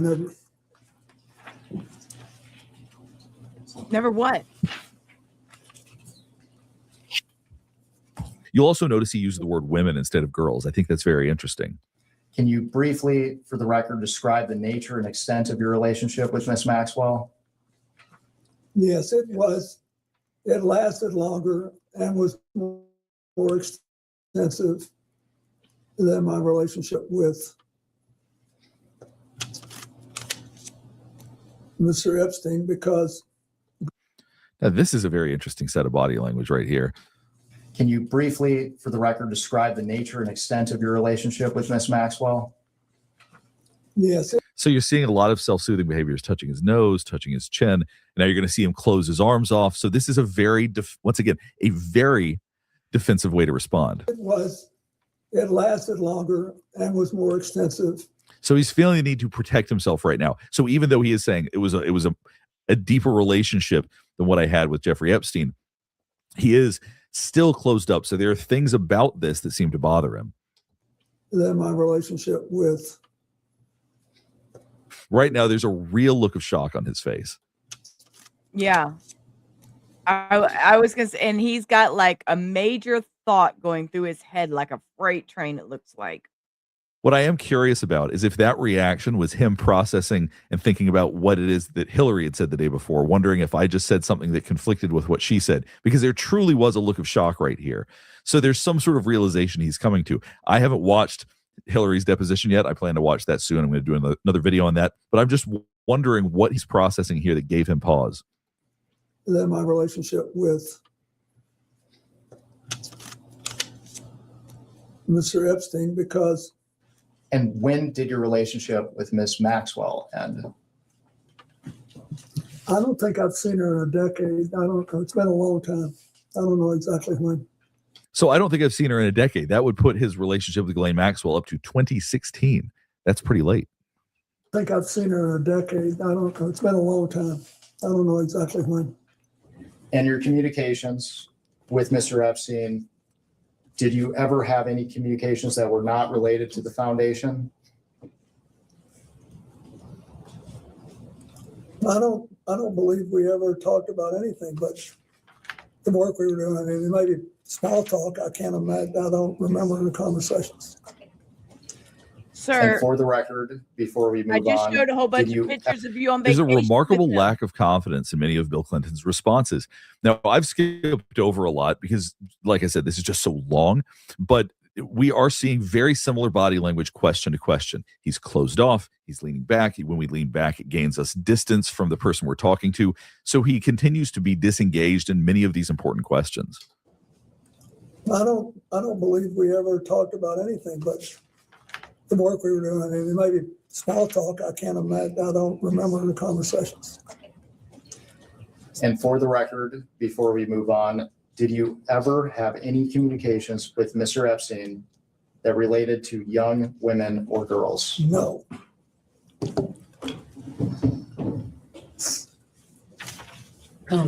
Excuse me.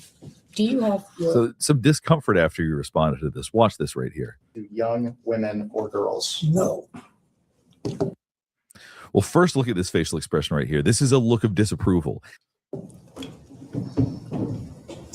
He looks disgusted. excuse But as you're seeing, he starts touching his face afterwards, trying to calm himself down. This is an anxiety-provoking response. me? Do you have your fantastic? Thank you very much. See the pinching of the chin, pinching of this. He does have a lot of nerves right now. I have never seen Bill Clinton with this many nerves about anything. Also see after that question, he looked down at his watch. He wants to know when this is going to be over. Obviously, there's still a long way to go, but this is showing all the signs that he's very uncomfortable and wants to leave this situation. He needs a sip of water. Give him a sip of water. And then reaffirms how Give him a sip closed of off he water. is. Looks at his watch, closes his arms tighter. He really just wants to get away from all of this. We're good? Okay, so have you flown on a plane with her Several times. several times? When you say have you flown on a plane, any plane? The Lolita Express. What is that when you say that? Have you flown on the Lolita Express I don't know with what Jeffrey? that- I don't know what that is. Have you flown on Jeffrey Epstein? The Lolita Express is Jeffrey's plane, and it is stuck in a little hangar. I had pictures of that too. We'll pull that up another night. Plane with Huma Abedin. Ask. So as she was referring to Epstein's plane as the Lolita Express, and he says, I don't know what that is implausible. Whether or not that's what he called it, pretty much everybody knows that that's Right. what Jeffrey Epstein's plane was referred to as. So it seems extremely implausible that he wouldn't know that.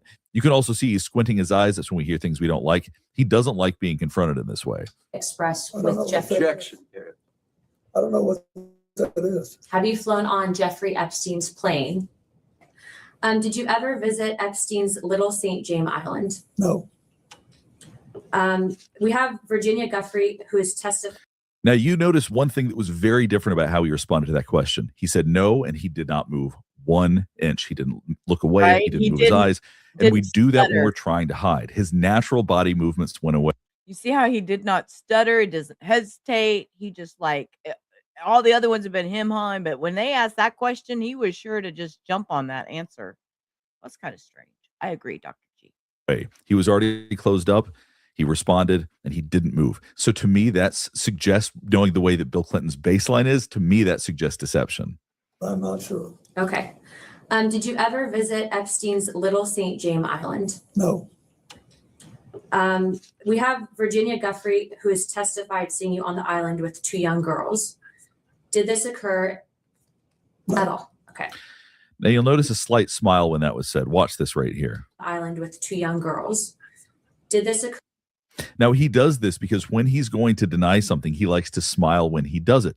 So his immediate reaction when being asked whether or not he was seen there, you're immediately seeing a smile that he chose not to follow. Virginia Guffrey, who has testified seeing you on the island with 2 young girls. Did this occur? Yeah, he did. He started that why do little you think she would have smile. made that? And then you saw some very fast blinking afterwards. So we tend to do that when we are stressed. So responding to this, saying something that isn't true, the fear of not being believed, that can make us blink more. Did this occur at all? Okay. Why do you think she would have made that claim? Objection. Speculation. Moving on to Virginia Roberts Giuffre. Are you familiar with her? As has already been established, she has stated in numerous You are sworn correct. statements, including a sworn deposition in the Maxwell trial, that she saw you on the island with Jeffrey Epstein. Well, it's listed as she took her own life, or she died after the accident. There was an accident, and then she died slightly after the accident. So, yeah, if you want to believe it. And in fact, this morning, her family shared her diary I want you to pay close attention to what Clinton's doing with his hands right here. position in the Maxwell trial, that she saw you on the island with Jeffrey Epstein. And in fact, So they're talking about trials, they're talking about sworn statements. You're seeing him stroke his lips. This is such a strong self-soothing behavior.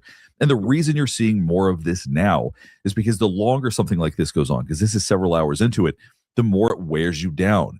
You start to get more anxious. You start to have to soothe yourself more. So as he's being asked questions, even though he was asked similar questions earlier, it's becoming more distressing, it seems. in fact, this morning, her family shared her diary with me.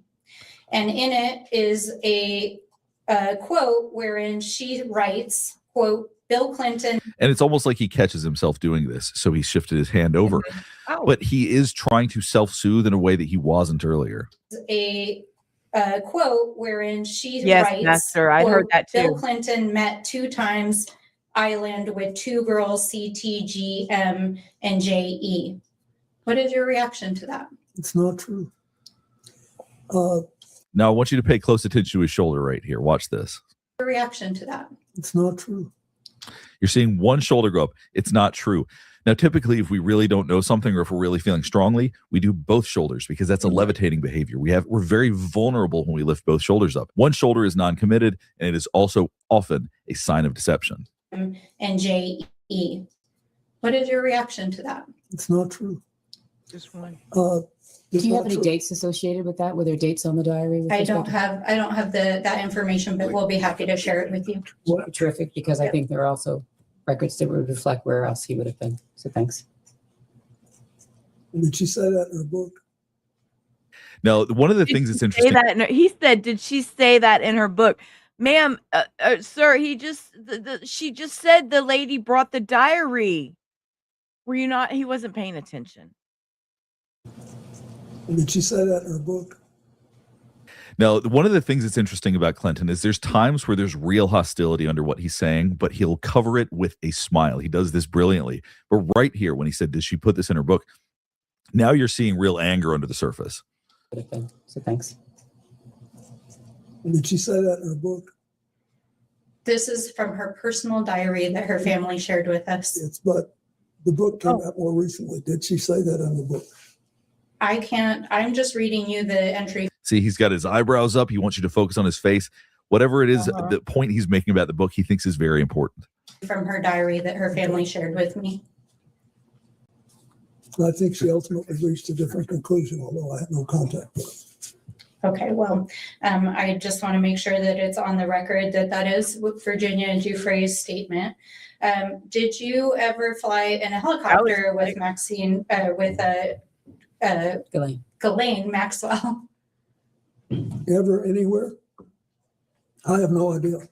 Now, that's a very interesting response. Typically, if you're going to fly with somebody who is not a typical pilot, she had a pilot's license, but she's not someone who's typically a pilot. The fact he doesn't remember whether or not No, but if you rewind, we learned that she got to drive the submarine, and Jeffrey said no, he don't want her driving his submarine with him in it. That was the beginning of today. So yeah, if you're new here, hi, I'm Sheila Rubber Ramada here. If you rewind, yeah, we've been here for a couple hours, so it's been a fun evening, morning, whatever it is. he flew with her in a helicopter, that is very telling. Ever, anywhere? I have no idea. Okay, well, at least one of the survivors claims that you flew in a helicopter. Now you're seeing, I know I've mentioned it a bunch here, but Clinton is doing it so much, the chin is getting really deep now. The defensiveness is very, very strong. This line of questioning seems to bother him more than many of the other questions that have been asked. At least one of the survivors claims that you flew in a helicopter with Ghislaine Maxwell to the island. Did you ever? Then I did not do that. I've never been to that island. Give me just All right, let's go and wrap things up here. Hopefully this is helping you better understand some of Clinton's behavior and his body language. Based on what we saw today, it looks like there was definite defensiveness. There also appeared to be some deception. I remain unconvinced by his denials about the Virginia Giuffre situation. The idea that he's never been to Little St. James Island seems unlikely based on his behavior and his body language. Additionally, there seems to be more to his relationship with Jeffrey Epstein than what he said. If there's anything else you want me to analyze, whether it's the And I had him on. I sent him the email, and hopefully he responded, and he said he would look into doing the Sarah Ferguson one for me. We know that he did the Andrew. We haven't covered the Andrew yet, but it has been fun. So yeah, with that, we are going to go for the evening. I want y'all all to just have a wonderful, well, I say evening. I'm so used to doing this in the evening. I'm all confused. Anyways, it's been fun. I've had a good time. Mom's hungry. It is almost 5 o'clock in the morning. I need to go cook dinner because hubby will be home soon. So with that, I want you all to have a great rest of your night, and I will be back. I'm going to try to be back tomorrow. So like I said, be sure to like the stream, turn your notification bell on to all notifications because I come at odd times. So until I see y'all next time, y'all have a great rest of your night, and let me put my outro on, and we are out of here. So till I see you next time, peace. Rubber. Life's a ride on a